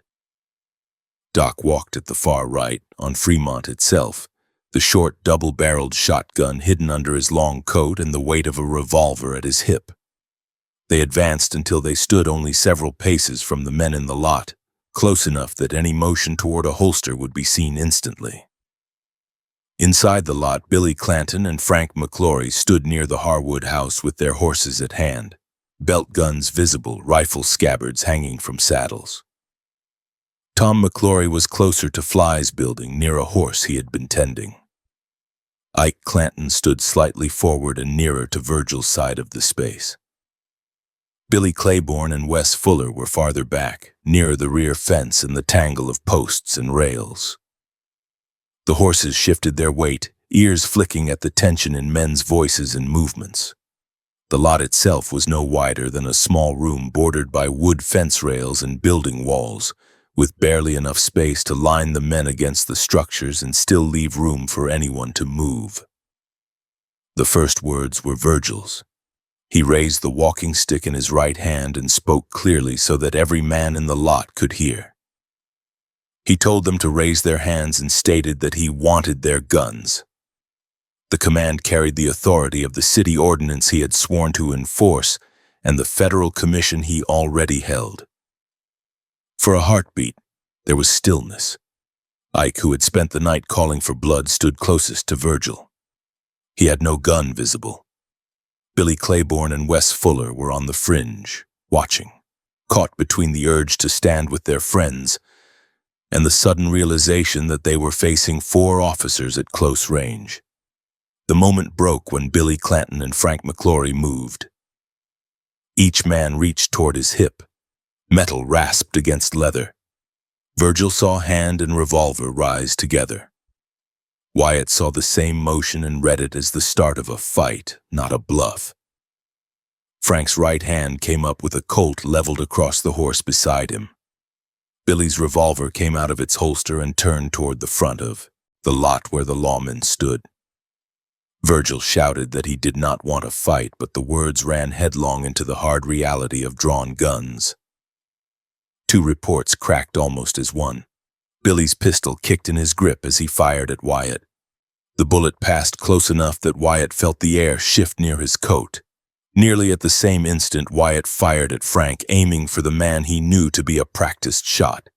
His own revolver roared, and the bullet struck Frank in the lower abdomen, just left of the navel, punching through cloth and flesh. Frank grunted, bent slightly at the waist, and staggered, but he did not drop his weapon. In the same breath, other guns joined the sound, and the lot filled with the deafening echo of black powder fire bouncing off board walls and adobe. As the first shot slammed out, the men without guns in hand chose flight. Ike Clanton, who only hours earlier had sworn to kill Earps, lunged forward and grabbed at Wyatt, shouting that he was unarmed and did not want to fight. Wyatt pushed him aside and told him to either fight or leave.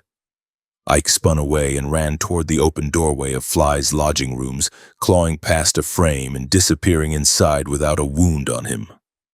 Billy Claiborne, seeing the muzzle flashes at close range, turned and ran toward the back, slipping along the fence line. Wes Fuller bolted with him. By the time the first loud volley finished, 3 men who had stood in the lot at the start were already sprinting away, leaving the actual shooting to those who kept weapons in hand. Tom McClory grabbed at the reins of the horse near him and pulled the animal between his body and the lawman. The horse jerked and pulled away as bullets snapped through the air. Tom kept to its far side, moving with it, using its bulk as a shield. Whether he managed to get a revolver out and fire or whether his hand stayed on leather and saddle horn would later be argued in hearings, but in the lot itself the effect was the same. He had placed a living barrier between himself and the men with badges. Virgil and Wyatt, seeing a man half hidden behind a horse with his hand near his side, counted him as an active threat. Doc Holliday, standing slightly out in Fremont Street with the shotgun under his coat, shifted to the front. The first rounds had barely finished ringing when he stepped toward the lot, swung the muzzles up and around the horse, and fired one barrel into Tom at close range. The blast hit Tom on the right side under his arm, tearing through ribs and chest with a spread of buckshot. The force of the shot drove him backward. He turned or spun away, staggering out of the lot into Fremont Street, clutching his side. Witnesses later saw him stumbling west along the street toward 3rd, leaving a line of blood. Before he collapsed near a telegraph pole and lay still, the shotgun wound already fatal. As Doc fired the shotgun, he dropped the empty weapon aside, letting it fall into the dirt beside the lot entrance.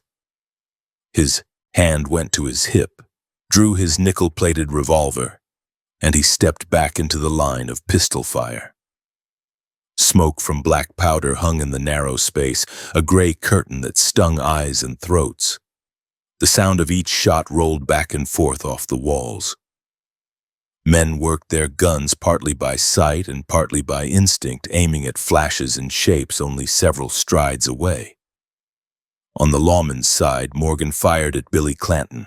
As Billy tried to bring his revolver into play with his right hand, Morgan's shot struck him in that arm near the wrist. Bone and flesh broke under the impact. Billy cried out and dropped the weapon momentarily, then grabbed it with his left hand and kept firing. His right arm hung useless, blood running down his fingers.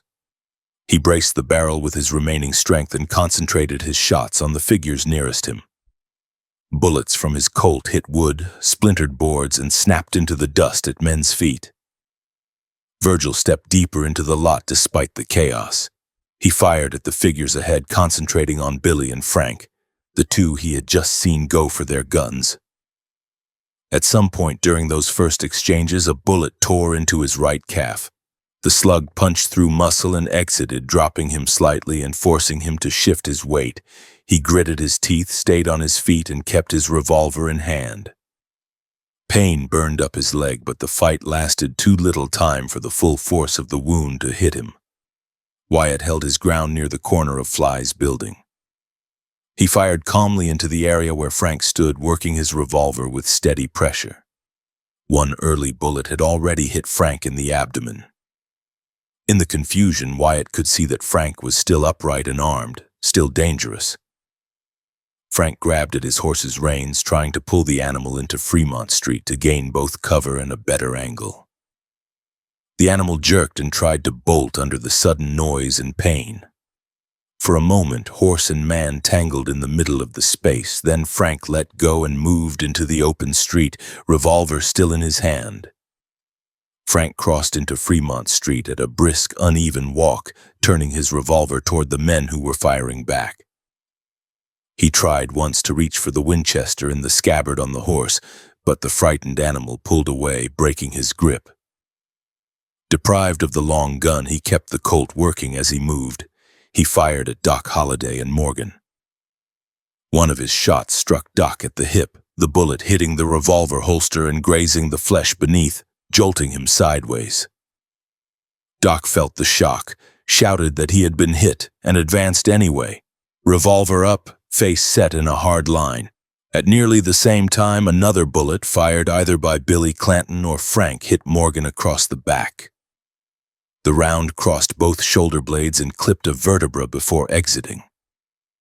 Morgan dropped to the ground, sprawling over a buried water line that had been laid recently under the street. His revolver was still in his hand. He twisted on the dirt, found a target through the haze, and resumed firing from the ground, emptying his remaining rounds at the moving shapes ahead. Inside the lot, Billy Clanton absorbed more hits. One bullet struck him in the chest near the left nipple, ripping into his lung. Another hit his lower abdomen on the right side. He stayed on his feet longer than his wound suggested he should have been able to, using the corner of the Harwood house and the fence for support, working his revolver in his left hand. Still firing, he slowly sank down, first to one knee, then into a sitting position near where he had stood at the start. Those close enough to hear over the fading shots caught his strained voice, asking for more cartridges even as blood soaked his shirt and poured into the dust. Frank, now fully across Fremont Street and still fighting after the stomach wound, kept firing as he moved east along the boardwalk. He turned once more toward the lot, revolver up. Holliday and Morgan answered with their own shots. One of their rounds, passing from right to left across the street, struck Frank under his right ear. The bullet drove into the base of his brain. He dropped almost at once, falling to the sidewalk on the east side of Fremont, his revolver nearby. A passerby who rushed to his side later said that Frank tried to speak, but no words formed. Within moments, he lay still. With Tom already down from the shotgun blast and Frank dying on the sidewalk, the only cowboy still firing was Billy Clanton. Virgil, Wyatt, Morgan, and Doc focused on the remaining threat. Virgil, limping, fired again toward Billy's position. Wyatt, who had not moved much from his starting place, took careful shots through the thinning smoke. Doc advanced a stride or two, revolver extended. Morgan, still on the ground, squeezed off his final cartridge. One of these rounds, added to those already in Billy's body, tore deeper into vital organs. Billy's revolver clicked on empty chambers as he continued to squeeze the trigger. He leaned against the wall, slid further toward the ground, and finally toppled to his side, breathing in hard gasps. The roar of gunfire began to die. The air in the lot hung thick with white powder smoke, drifting slowly toward the street. Horses trembled, eyes rolling, flanks lathered.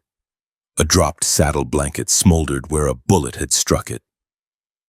The empty shotgun that Doc had thrown aside lay in the dust near the edge of the lot. Spent cartridge cases and fresh brass from both sides were scattered underfoot. The smell of burned powder and blood, sharp and metallic, filled the confined space. For a few heartbeats, no one fired. The surviving lawmen scanned the lot for movement. Ike had fled. Billy Claiborne and Wes Fuller were gone. Tom lay collapsed in the street with his shirt blown open over his ruined side. Frank lay on his back across Fremont with his hat near his head and his gun on the ground. Billy Clanton, close to the Harwood house in the lot, still moved slightly, trying to raise himself with his uninjured arm. He did not have the strength left to aim another shot. His revolver, empty, rested near his hand. Doc lowered his pistol first, breathing hard. One side of his coat darkened where Frank's bullet had grazed his hip. Virgil leaned on his cane, leg bleeding under his trousers, face pale but expression steady. Morgan pulled himself up enough to sit, then stood with effort, feeling the wound across his back with his free hand. Wyatt stood upright near the corner of Fly's building, coat marked by close passes but body untouched, his revolver still loaded with rounds in the remaining chambers. Among the four, only he had escaped without a physical wound. Neighbors began to emerge from doorways and from behind shutters. C.S. Fly stepped into the lot from his rooms, taking in the bodies and the men with guns still in their hands. Women peered from windows of nearby houses, holding children back from the sight. Some bystanders walked carefully into the lot to help carry the wounded. Others stood rooted, eyes fixed on the fallen cowboys who only minutes earlier had spoken calmly among their horses. Virgil called an end to the action. He ordered guns lowered and told the men around him that the fight was finished. There was no second exchange, no further volley. Within the span of half a minute, the argument over Tombstone's gun ordinance had turned into a close-range battle that left 3 cowboys dying or dead and 3 lawmen bleeding in the dust. As the smoke thinned and the echo of shots faded along Fremont Street, the lot beside Fly's photograph gallery and the rear of the OK Corral showed plainly what it meant when armed law came face to face with outlaws who had laughed at a town's rule against carrying guns inside its limits. The sun had climbed above the Mule Mountains on October 26 in 1881, when Virgil Earps stepped into the street with his cane in one hand, and his revolver riding on his hip. The chill of early morning had lifted, leaving a dry warmth that carried the smell of horses' coal smoke and frying meat from kitchen stoves. Men moved along Fremont and Allen Streets, starting another day in the mining town. But nearly every conversation carried the same piece of news. Ike Clanton had spent the night raving in saloons. He had promised to kill Earps. And now he was walking the streets armed in open defiance of the very gun law that the city had adopted for moments exactly like this.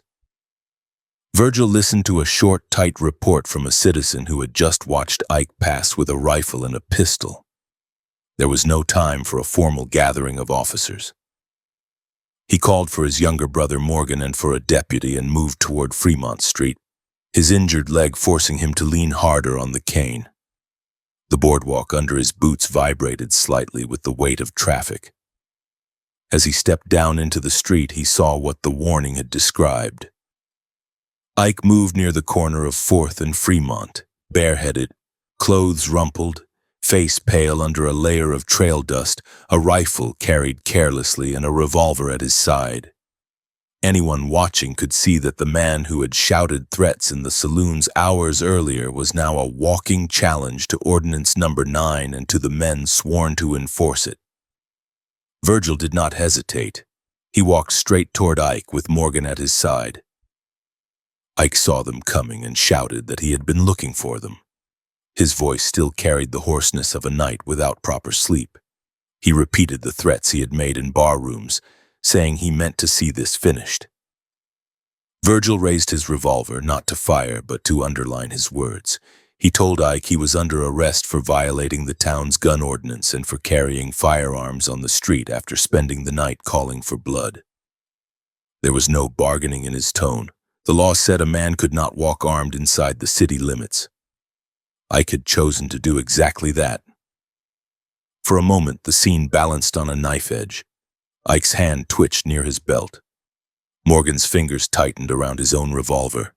Virgil stepped in, grabbed for Ike's rifle, and wrenched it away. The move knocked Ike off balance. As he staggered, Virgil and Morgan closed in. Morgan grabbed at the revolver. In the sudden close struggle, words turned into grunts and curses. Wyatt arrived from the direction of the Oriental with a heavy pistol in his hand, drawn by the shouting and the sight of his brothers grappling with a man who had promised to kill them. When Ike jerked his head toward Wyatt and cursed him directly, Wyatt stepped close and brought the barrel of his revolver down against Ike's skull with a sharp blow. The impact dropped Ike to one knee and then to the dirt, stunned and bleeding from the scalp. Spectators scattered to the edges of the street. Some ducked into doorways, others pressed to windows to watch. Ike lay on his back, hands raised, the fight gone out of his body for the moment. Virgil stooped, took the revolver from his belt and checked him for any additional weapons. Finding none, he told Morgan to haul him to his feet. They marched him toward the courthouse and lockup, a dazed cowboy between two armed lawmen, while Wyatt followed with the confiscated weapons. Blood ran down Ike's face and onto his shirt, marking him for everyone they passed as a man who had just learned what happened when words were backed with steel against a marshal who intended to enforce a gun law. At the courthouse, the routine of frontier justice in a busy town moved forward with its own rough efficiency. Justice of the Peace Wallace sat to hear complaints against anyone who had broken city ordinances. Ike's charge was plain. He had carried deadly weapons within the city limits in violation of Ordinance Number 9. Witnesses lined up to describe what they had seen, from his armed wanderings in the early light to his capture by Virgil and Morgan. Ike's head throbbed. The cut in his scalp had swollen and dried blood stuck in his hair. He pushed through the pain to speak, complaining that he had been attacked without warning, insisting that the Earps had clubbed him after he had already surrendered. His words clashed with those of others in the room who described him as the aggressor on the street.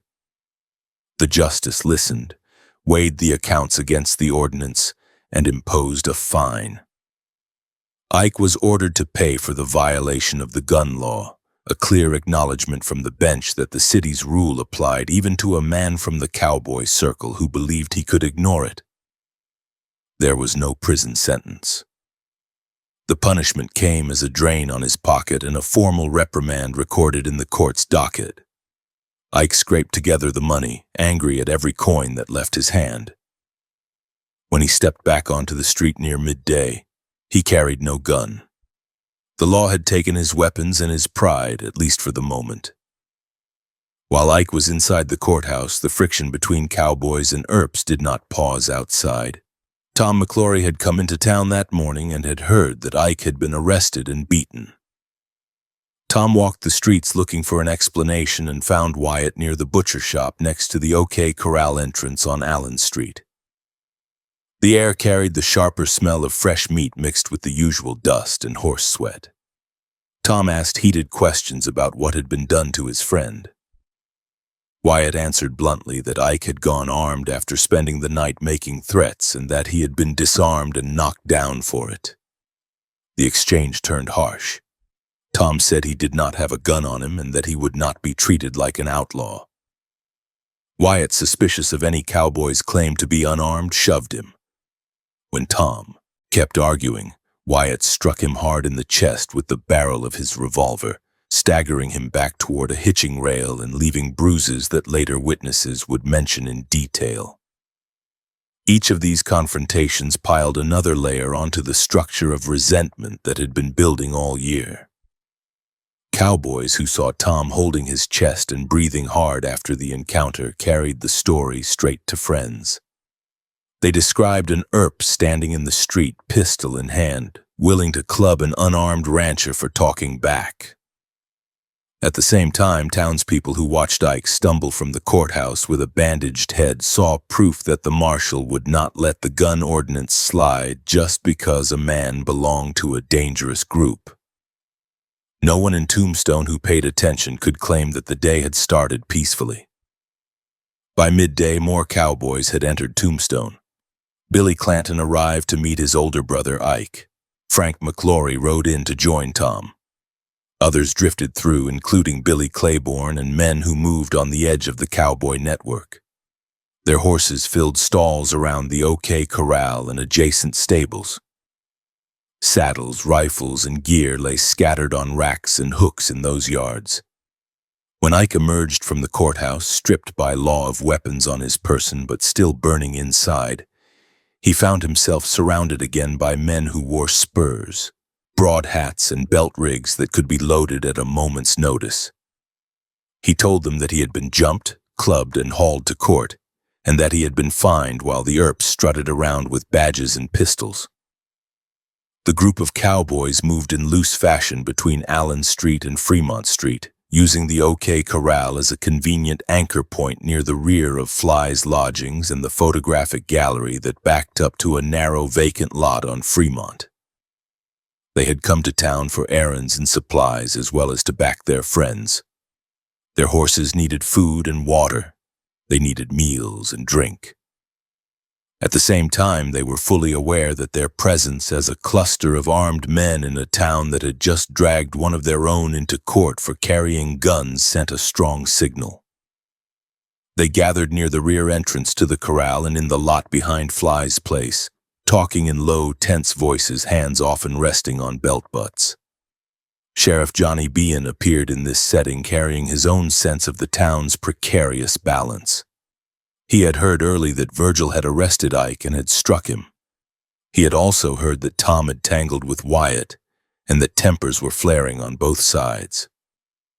Bean saw it as his duty as county sheriff to prevent an outright battle between town officers and rural men whose friends filled the county precincts.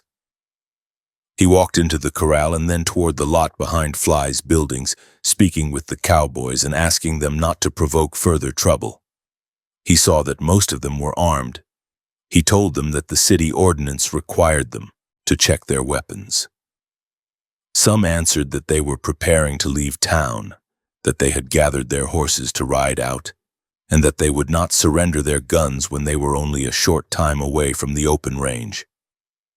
The exact wording of those conversations became a point of dispute in the days that followed, but the practical result in that moment was plain. The Cowboys did not walk as a group to a stable counter to deposit their weapons. They remained near the corral and the vacant lot, at times stepping into Fremont Street, at times moving back among the horses, but always with firearms within reach. From windows and doorways, townspeople watched nervously.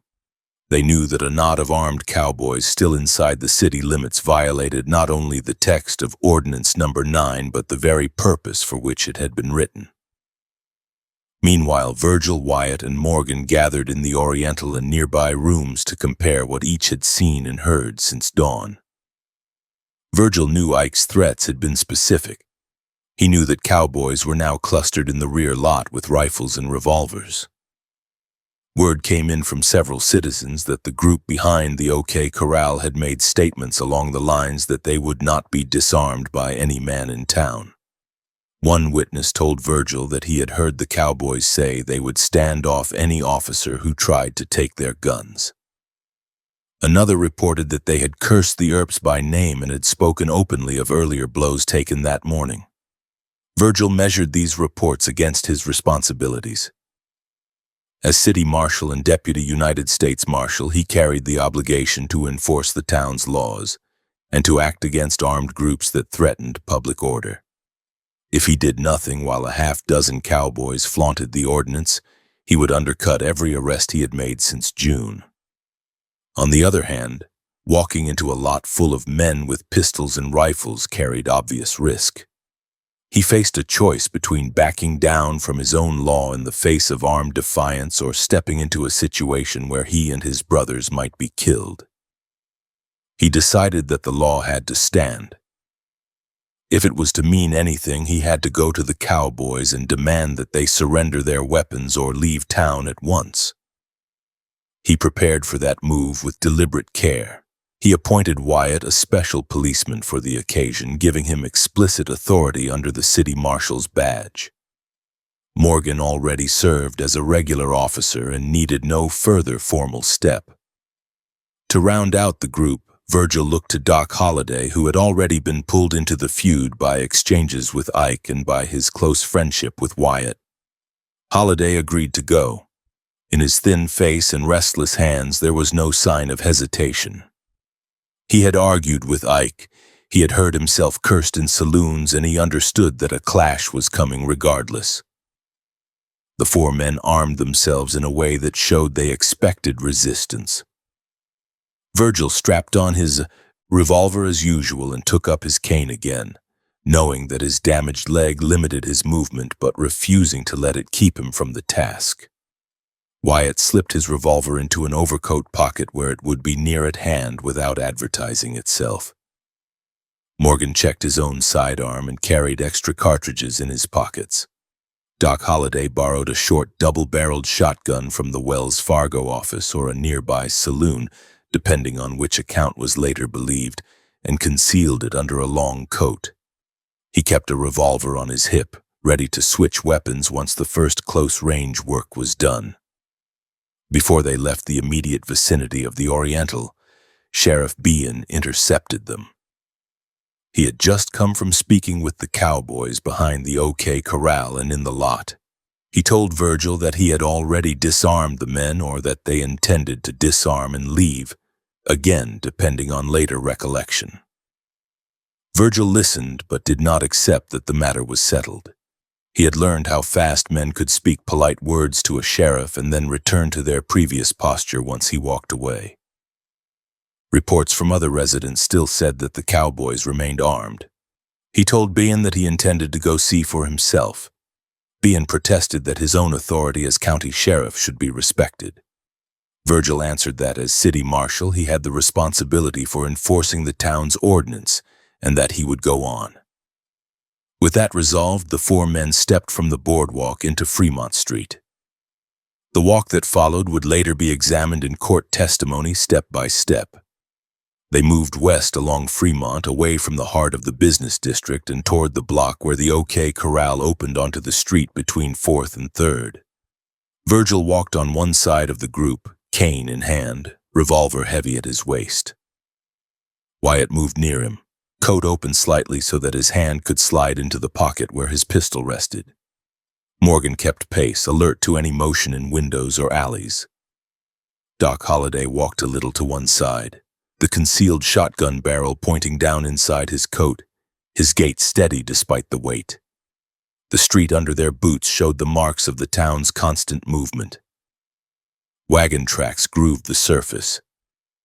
Fresh horse droppings dotted the way. Small knots of men flattened themselves against building fronts as the party passed, recognizing that something larger than an ordinary arrest was unfolding. The air carried sounds from distant saloons, but near the four lawmen there was a hush broken only by footfalls and the occasional rattle of harness from a passing team.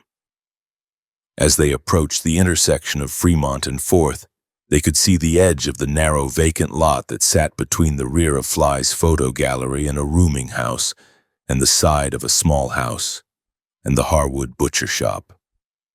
The OK Corral itself opened onto Allen Street, but its rear exit and an adjoining gate led into this cramped space where horses could be tied and saddles adjusted before riders headed out of town. In that lot, partly hidden by the angle of buildings and fences, stood the Cowboys.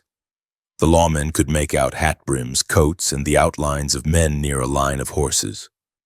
According to witnesses who watched from windows and porches, some of those men had revolvers in their hands or invisible holsters, and at least one had a rifle at his side. Virgil called a halt for a brief moment just short of the lot and reminded the others of their purpose. They were going to disarm a group in violation of the city's gun law. He did not order them to fire first or to provoke anything beyond strict enforcement. He told them that he would speak, that he would tell the Cowboys to surrender their weapons and that they should only use force if the order was met with resistance. The men around him nodded. They had all been in violent confrontations before. They understood that whatever happened in the next few seconds would be shaped by the reaction to that first demand. Then they began forward again, closing the last distance toward the mouth of the lot where wood fences, dark shed walls, and a line of restless horses framed the figures of Ike and Billy Clanton, Tom and Frank McClory, and their companions. The four lawmen walked into view with badges on their breasts, revolvers and a hidden shotgun under their coats, the city's gun ordinance behind them and months of anger pressing at their backs. The walk down Fremont Street had ended. The enforcement of the town's gun law now stood one command and a few steps away from the burst of violence that would make the name of the OK Corral known far beyond the limits of Tombstone. When the last echo of gunfire faded from Fremont Street on the afternoon of October 26 in 1881, the narrow lot beside Fly's rooms changed from a killing ground into a rough field hospital and crime scene in the same instant. Men who had hugged door frames during the shooting stepped into the open. Some ran for doctors. Others moved toward the fallen Cowboys with hands already reaching for handkerchiefs and water buckets. The dust underfoot kicked up by horses and men during the fight, now mixed with blood from stomach and chest wounds that no one mistook for anything but mortal. Dr. George Goodfellow reached the scene with the speed of a man used to sudden emergencies in a mining town where steel and explosives did their own daily damage. He went first to the living.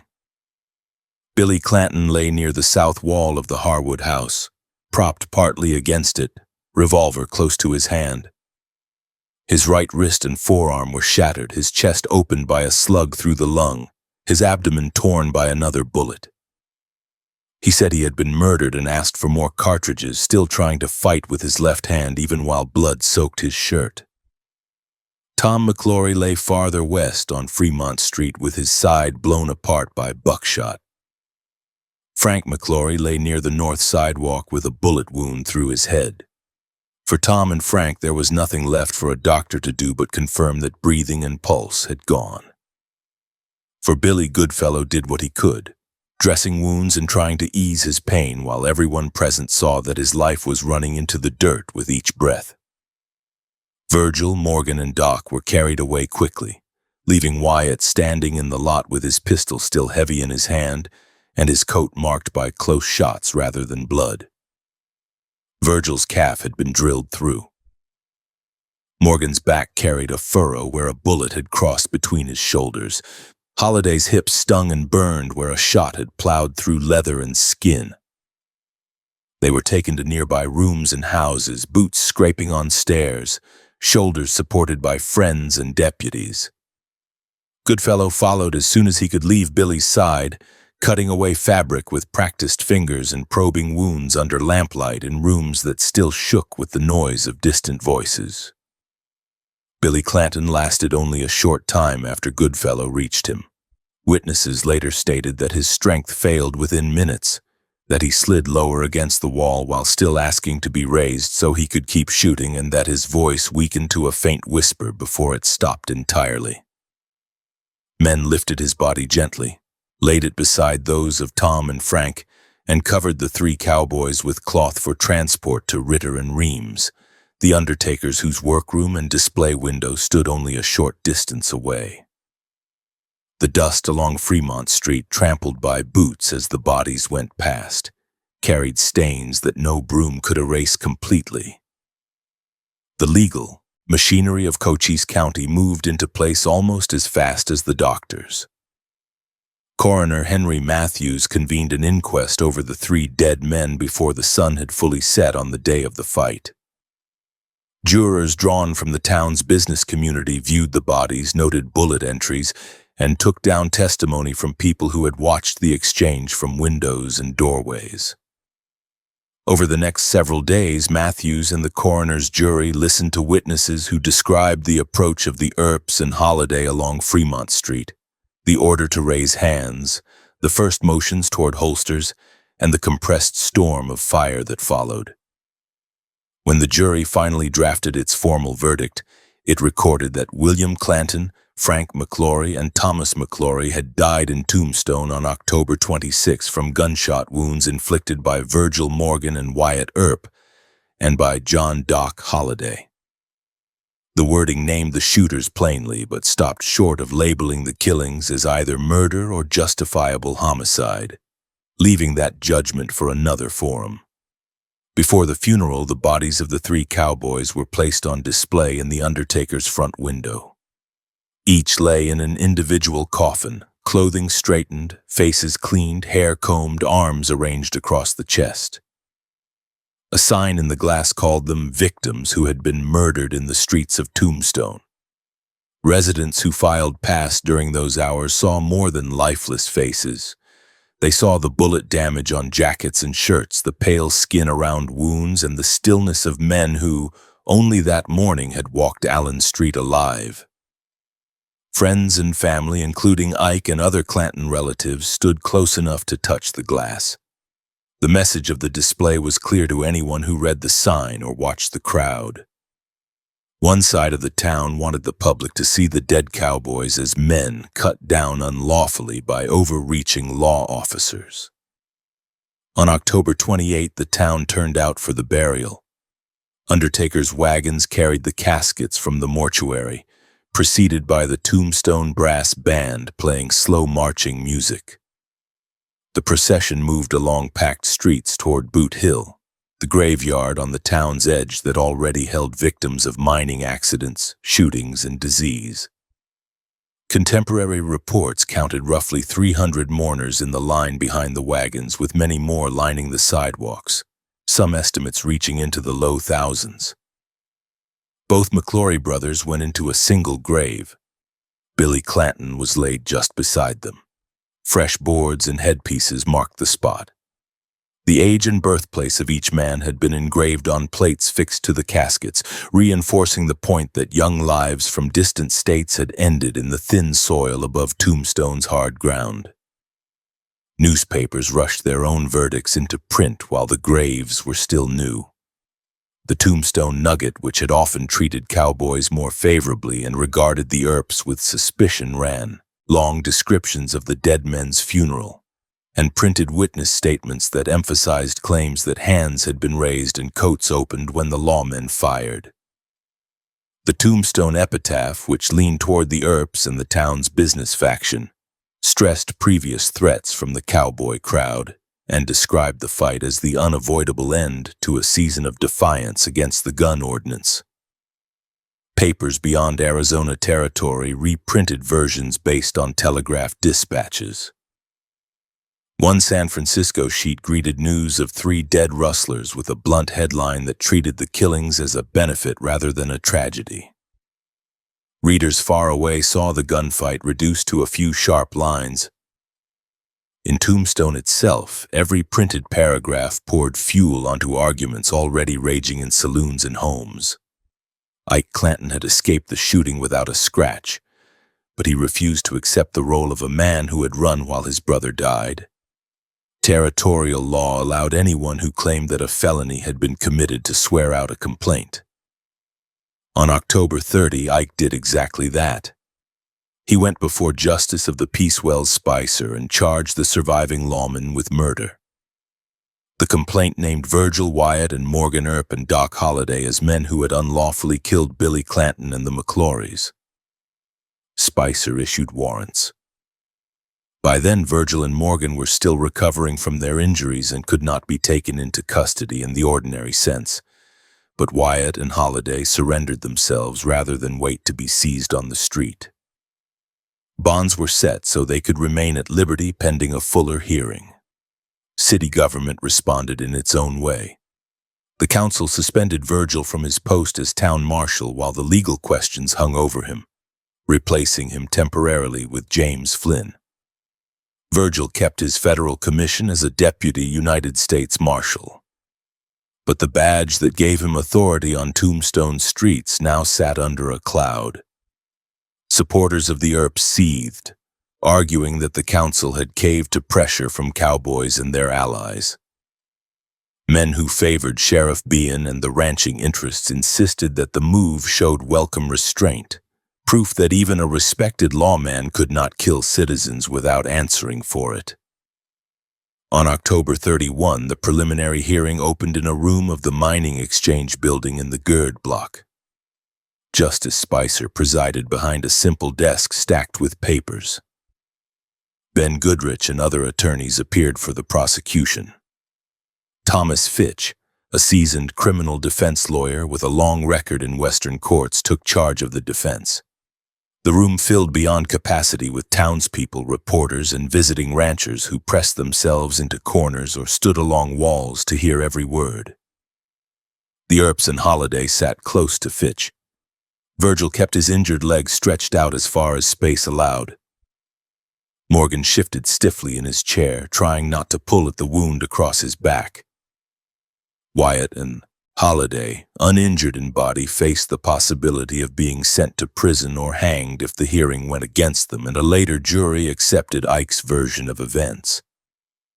The prosecution opened by building a picture of deliberate aggression by the lawmen.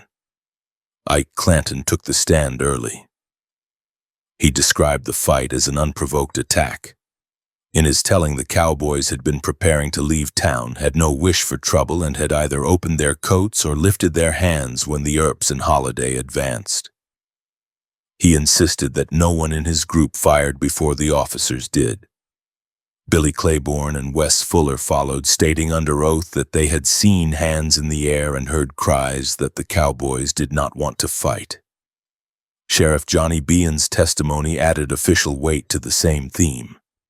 He said he had spoken with the Cowboys just before the shooting, had begun to disarm them, and had left them under the impression that his instructions were enough. He claimed that when he met the Earps and Holliday on Fremont Street and urged them not to go farther armed, they brushed him aside and advanced anyway. For several days, witness after witness called by the prosecution described Tom McClory as unarmed, Billy Clanton as pleading not to be shot, and the Earps as men who had pushed a private feud to a murderous conclusion under cover of their badges. The effect on the hearing was immediate. Public opinion, already divided, sharpened further. In the corridors outside the room, some citizens said openly that the testimony proved what they had always suspected, that the Earps used their positions to settle personal scores. Cowboys from the ranches nodded and repeated the same lines in the saloons at night. Spicer showed that he took the prosecution's case seriously. On November 7, after days of damaging testimony, he revoked bond for Wyatt and Doc Holliday and ordered them jailed for the remainder of the hearing. Deputies led the two men from the hearing room to the county jail, taking their pistols and placing them behind iron bars. Virgil and Morgan, still in bandages, remained at liberty under guard while they healed. But the sight of Wyatt and Holliday behind bars delighted Cowboy sympathizers. They gathered outside the jail to stare at the windows and traded confident predictions that the preliminary hearing would send all four men to a full murder trial and death sentences. The defense case began to change the picture when Thomas Fitch put his own witnesses on the stand. Neutral townspeople who had watched the fight from nearby houses and businesses described seeing the Cowboys with gun butts visible before the Earps arrived in the lot. Men such as H.F. Sills and C.H. Light recounted in detail how they saw hands move toward holsters and revolvers sweep up just as Virgil called for the surrender of weapons. One witness testified that he had watched Billy Clanton continue to fire from a seated position after taking wounds, keeping his pistol across his knee and working the trigger until no more cartridges remained. Their statements lined up closely with the accounts Wyatt and Virgil had already given in their own testimony. Medical evidence added further weight. Dr. Goodfellow explained the entry angles of bullets in Billy Clanton's wrist and body. The track of the wound through the forearm showed that Billy's right hand could not have been raised above his head at the time the shot hit him. The chest and abdominal wounds came from the front, consistent with a man facing opponents with a gun rather than standing side-on with coat flaps held open. Coroner Matthews described the fatal injuries to Tom and Frank, placing the shotgun blast that tore into Tom's right side at close range, and confirming the head wound that killed Frank while he was out in Fremont Street with a revolver still near him. These physical facts cut against the picture of helpless men with upraised arms that the prosecution had tried to draw. Fitch reinforced that contrast in his questioning. He pressed Ike and other Cowboy witnesses hard on points where their statements clashed with each other, or with known facts. In cross-examination, he forced Ike to admit that he had gone armed through Tombstone that morning, and that he had openly threatened the Earps in the hours before the gunfight. He made Bean acknowledge that he had not actually taken all weapons from the Cowboys before he left them in the lot, and that Frank McClory had refused to give up his pistol unless the officers disarmed as well. By the time the defense rested, the record showed not a single unified picture but two sharply opposed accounts, one insisting on murder, the other on duty and self-defense. On November 29, after a month of testimony from more than 30 witnesses, both sides closed their evidence and waived long arguments. The next day, November 30th, Spicer delivered his ruling in written form, reading parts aloud in the crowded room. He stated that the evidence in front of him did not support the charge that the Earps and Holliday had committed murder or manslaughter. He wrote that the men had a duty as officers to disarm those who defied the town's gun ordinance, and that when they confronted an armed group that refused to surrender weapons, they had acted within that duty by using deadly force when they judged themselves in immediate danger. He noted that Ike, who had accused them of plotting to kill him, had been allowed to escape the lot unhurt even though he had been close at hand, which undercut claims of premeditated assassination. He pointed out that Frank's demand that the officers give up their own arms before he would hand over his was an unacceptable challenge to law itself, not an offer of peaceful compromise. Spicer did not praise every choice the lawmen had made. He criticized Virgil for selecting Holliday as a deputy, given Holliday's reputation and personal entanglements with some of the Cowboys, and he questioned the wisdom of taking Wyatt along when tensions already ran high. Yet he concluded that those decisions, however unwise, did not convert the confrontation into a criminal act. He ruled that the killings were justifiable homicides committed by officers who believed they faced armed resistance to a lawful command. He refused to order the men held for trial and invited a grand jury to review the matter if it chose. 2 weeks later, that grand jury declined to indict any of the four. Wyatt and Holliday walked out of the jail free of the preliminary charges. Virgil's suspension as town marshal ended, although his authority now rested on a wounded leg in a town that no longer saw him as a neutral figure. In back rooms and on street corners, supporters of the Earps said the system had worked, that law had stood its ground and been vindicated under oath.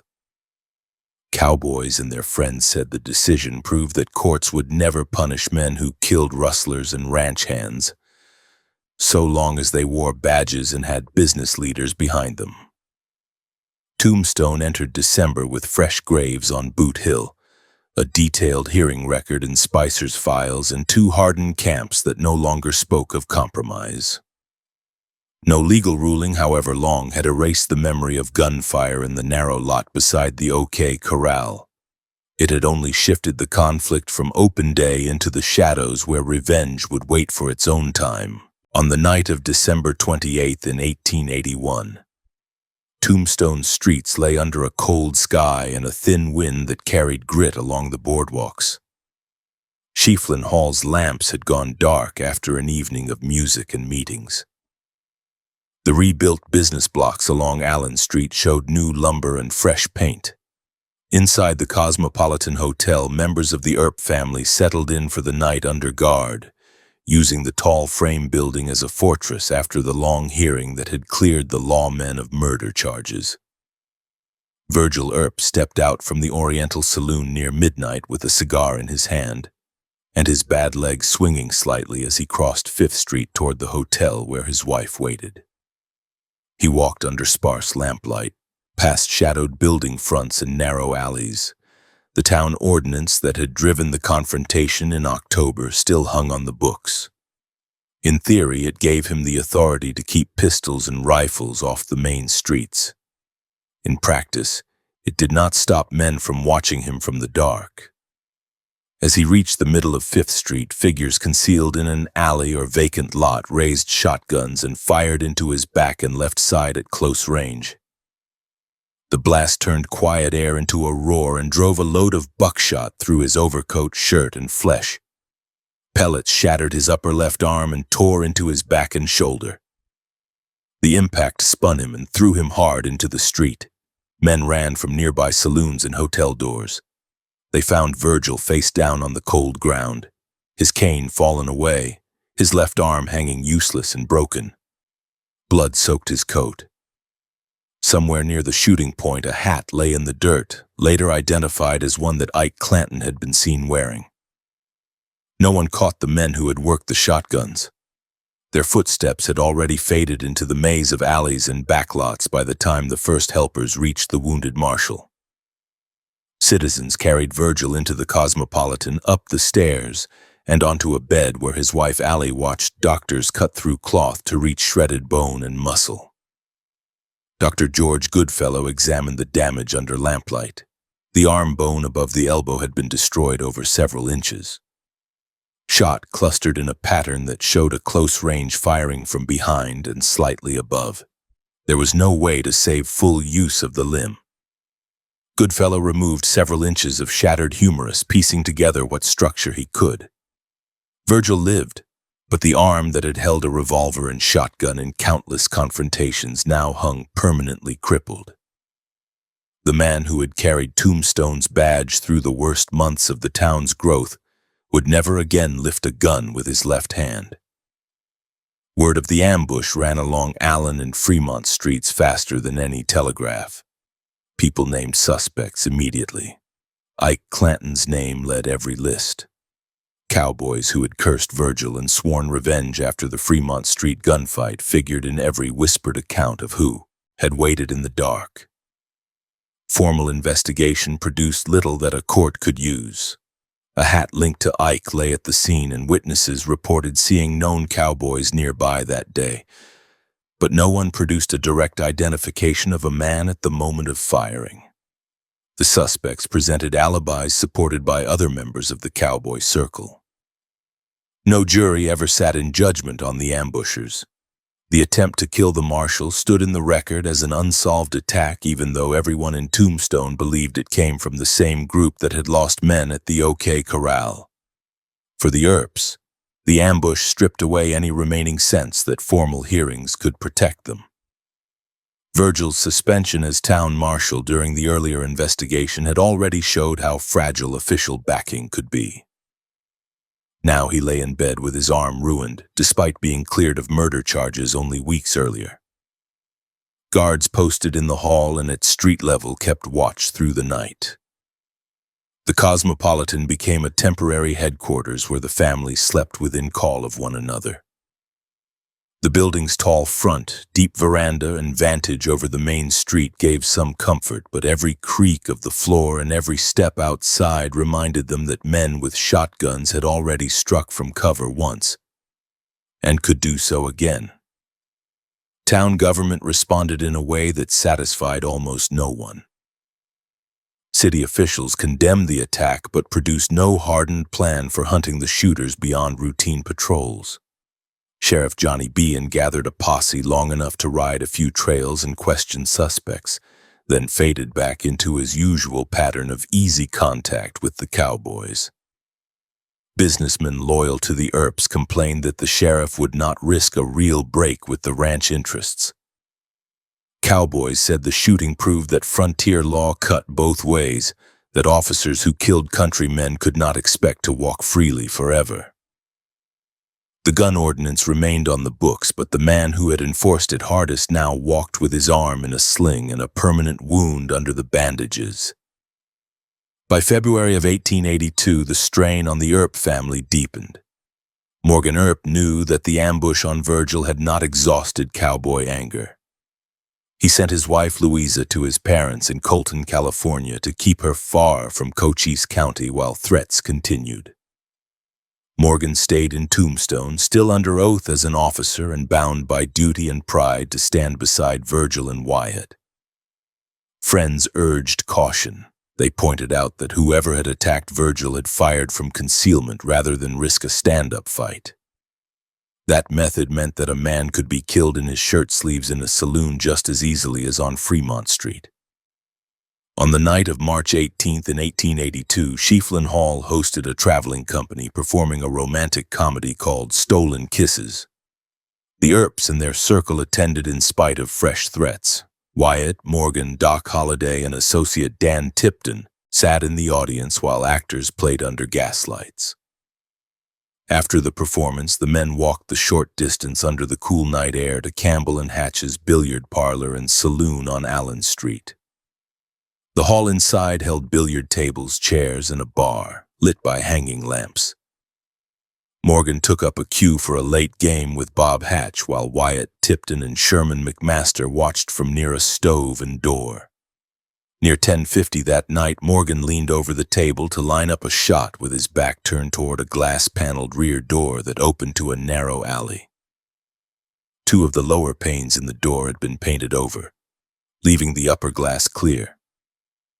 In the alley outside, hidden by darkness in the building's rear wall, one or more men took position with a rifle or shotgun, the muzzle lined up with the clear section of glass. A flash lit the alley. The report of the shot shattered the usual billiard hall noises. The bullet passed through the glass, hit Morgan from behind near the base of the spine, and tore through his body. Fragments of lead and glass continued on to strike another man in the room in the leg. Morgan collapsed forward across the billiard table, cue falling from his hand. Blood spread quickly on the green cloth and across the floor. Wyatt and the others dragged him away from the door into the center of the room, fearful of a second shot from the alley. They laid him on the floor, his head supported on a coat rolled into a cushion. Someone ran for Dr. Goodfellow. Others secured the front door and checked the alley, finding no one. The shooter or shooters had already vanished into the night behind the building, leaving only the broken glass and the mark of the bullet path. Goodfellow arrived and examined the wound by lamplight, just as he had with Virgil months earlier.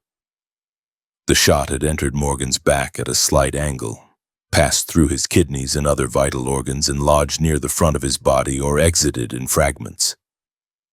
There was no way to repair that damage with the tools and knowledge at hand in Tombstone. Morgan remained conscious for a time. Witnesses later stated that he spoke with Wyatt and others, fully aware that he would not survive.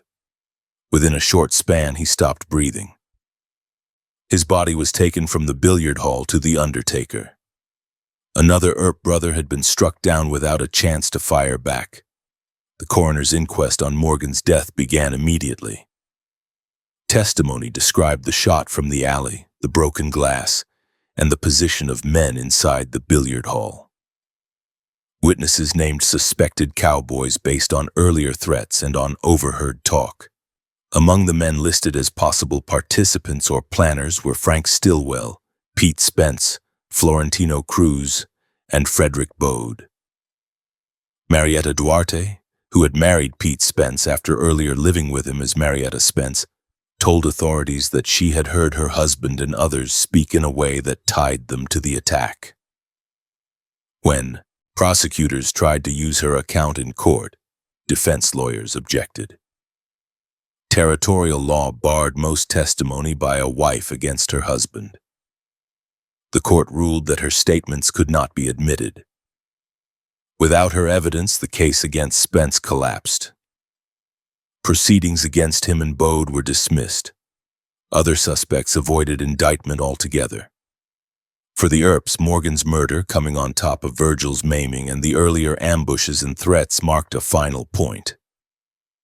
Wyatt Earp obtained a new commission as a Deputy United States Marshal with authority that reached across much of southern Arizona. That federal badge gave him power to pursue men wanted for crimes against the mail, stage lines, and other national interests. In his mind, the same men who had robbed stages and rustled cattle had now tried to assassinate Virgil, and had killed Morgan. He gathered a posse that blended family and allies. Warren Earp joined from California. James Earp helped with arrangements. Doc Holliday saddled up once more. Sherman McMaster, Jack Turkey Creek Johnson, Dan Tipton, and John Vermillion added their guns. 2 days after Morgan's killing on March 20th, the Earps escorted Virgil and his wife Allie out of Tombstone under armed guard. They took the train south toward Tucson, planning to send the wounded marshal and his wife on to California so he could recover far from the reach of cowboys. Wyatt, Warren, and several others rode along to make sure the trip passed safely. When the train stopped in Tucson's yards that evening, the group learned that cowboys had been seen near the tracks, including Frank Stillwell, one of the men named as a suspect in Morgan's murder. Wyatt and his companions stepped off the cars with guns ready and began to search the darkened area along the rails. They found Stillwell near the tracks, close to the spot where Virgil's car stood. Accounts differ in small details, but all agree that Wyatt chased him down in the rail yard and confronted him with a shotgun at close range. Shots in the darkness ended Stillwell's life. By morning, citizens in Tucson found his body beside the rails, riddled with bullet holes and marked by a shotgun blast. The killing removed one man whom the Earps believed responsible for Morgan's death. But it also shifted Wyatt's position from law officer to target. Authorities in Pima County treated the shooting not as an official execution but as a homicide. Warrants issued for Wyatt, Warren, Holliday, and others. Wyatt did not return to Tombstone to submit to arrest. Instead, he led his posse into the country, beginning what would be remembered as the Vendetta Ride. Over the next weeks, the group moved through the Dragoon Mountains, the Whetstones, and the San Pedro and Sulphur Springs regions, following trails that led toward ranches and wood camps where cowboys gathered. On March 22nd, they rode to Pete Spence's woodcutting camp below South Pass in the Dragoons, looking for Spence and for Florentino Indian Charlie Cruz. They found Cruz near the camp, away from shelter. When the posse closed in, gunfire cut him down. His body, found the next morning, showed multiple bullet wounds. Authorities linked his death to the Earps group and citizens understood it as another step in Wyatt's effort to answer Morgan's killing with his own form of justice. The most violent clash of the ride came 2 days later at Iron Springs in the Whetstone Mountains. On March 24th, the Earp posse rode toward the spring expecting to meet an ally bringing money to support their campaign. Instead, as they crested a low rise near the water, they saw a camp of cowboys below them. Among the men at the spring was William Curly Bill Brocious, a central figure in the cowboy circle and a man who had been named in investigations as a participant in Morgan Earps' assassination. The distance between the two groups was short. When the cowboys saw riders on the rise, they reached for weapons. Wyatt dismounted as bullets snapped past, one round smashing into his saddle horn and another cutting his coat. Curly Bill fired a shotgun from in front of the spring at Wyatt, but the blast passed without hitting flesh. Wyatt stepped forward and returned fire with a sawed-off 10-gauge shotgun aiming at close range. The load of buckshot hit Curly Bill in the midsection and drove him backward into the shallow water at the edge of the spring.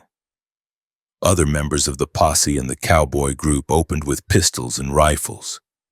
Texas Jack Vermillion's horse went down under him. Doc Holliday, McMaster, and Johnson scrambled for cover among mesquite and rocks. The cowboys fired from behind a washbank and scattered brush, but the return fire from Wyatt and his companions drove them away from the immediate camp. When the shooting stopped, Curly Bill lay dead or dying near the water, and cowboy Johnny Barnes carried a chest wound that would later kill him. Wyatt's coat and boot showed fresh holes from near misses. None of the men in his immediate party had taken a fatal hit. News of these killings spread quickly through the territory. For men sympathetic to the Earps, the dead cowboys represented justice delivered in the only language that still carried weight on the frontier when courts refused to act. For supporters of the ranchers, the same events looked like a string of assassinations carried out under thin cover of a federal commission. Sheriff Behan raised a posse of his own, numbering more than 20 men to pursue Wyatt's group. The two parties moved through the same rough country for days without meeting directly. Ranchers such as Henry Hooker provided food and sometimes fresh horses to the Earps, treating them as lawmen carrying out a necessary task. Behan's men rode hard but never closed the gap. By mid-April of 1882, the vendetta ride wound down. Arrest warrants for murder still hung over Wyatt, Warren, Holliday, and others, and the prospect of a fair hearing in Cochise or Pima County stood at zero in their minds. One by one, they left Arizona territory. Wyatt traveled first to Colorado and later to other western states, chasing faro games, mining ventures, and other opportunities. Holliday drifted through the mining and railroad towns that dotted the map between the Rockies and the plains, his health failing slowly from tuberculosis. Warren eventually returned to Arizona only to be shot and killed several years later, in a saloon dispute unrelated to Tombstone's old feud. Tombstone itself continued as a mining center, but the season when the Earp name dominated the streets had ended. Other officers took over enforcement of city ordinances, including the rule against carrying weapons inside town limits. The cowboys' power faded as some men died, others scattered, and the cattle business shifted under pressure from railroads and new fences.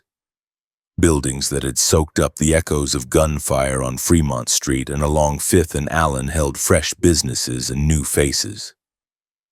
The scars from buckshot and pistol rounds on wood and adobe wore away under repairs. Yet the memory of the months that followed the OK Corral gunfight did not disappear.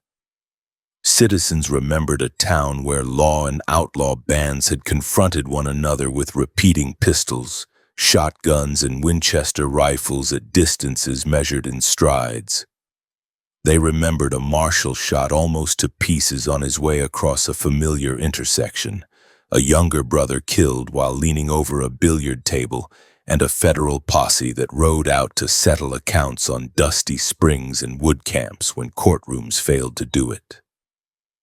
The gun ordinance that had started as a simple rule against armed men crowding saloon doors had drawn a line that some refused to cross. Once that line was enforced with deadly force beside the OK Corral, the conflict unfolded in a series of ambushes and counterstrikes that showed exactly how hard men in the old Arizona territory would fight over the question of who had the right to carry a gun in town and who had the authority to say no.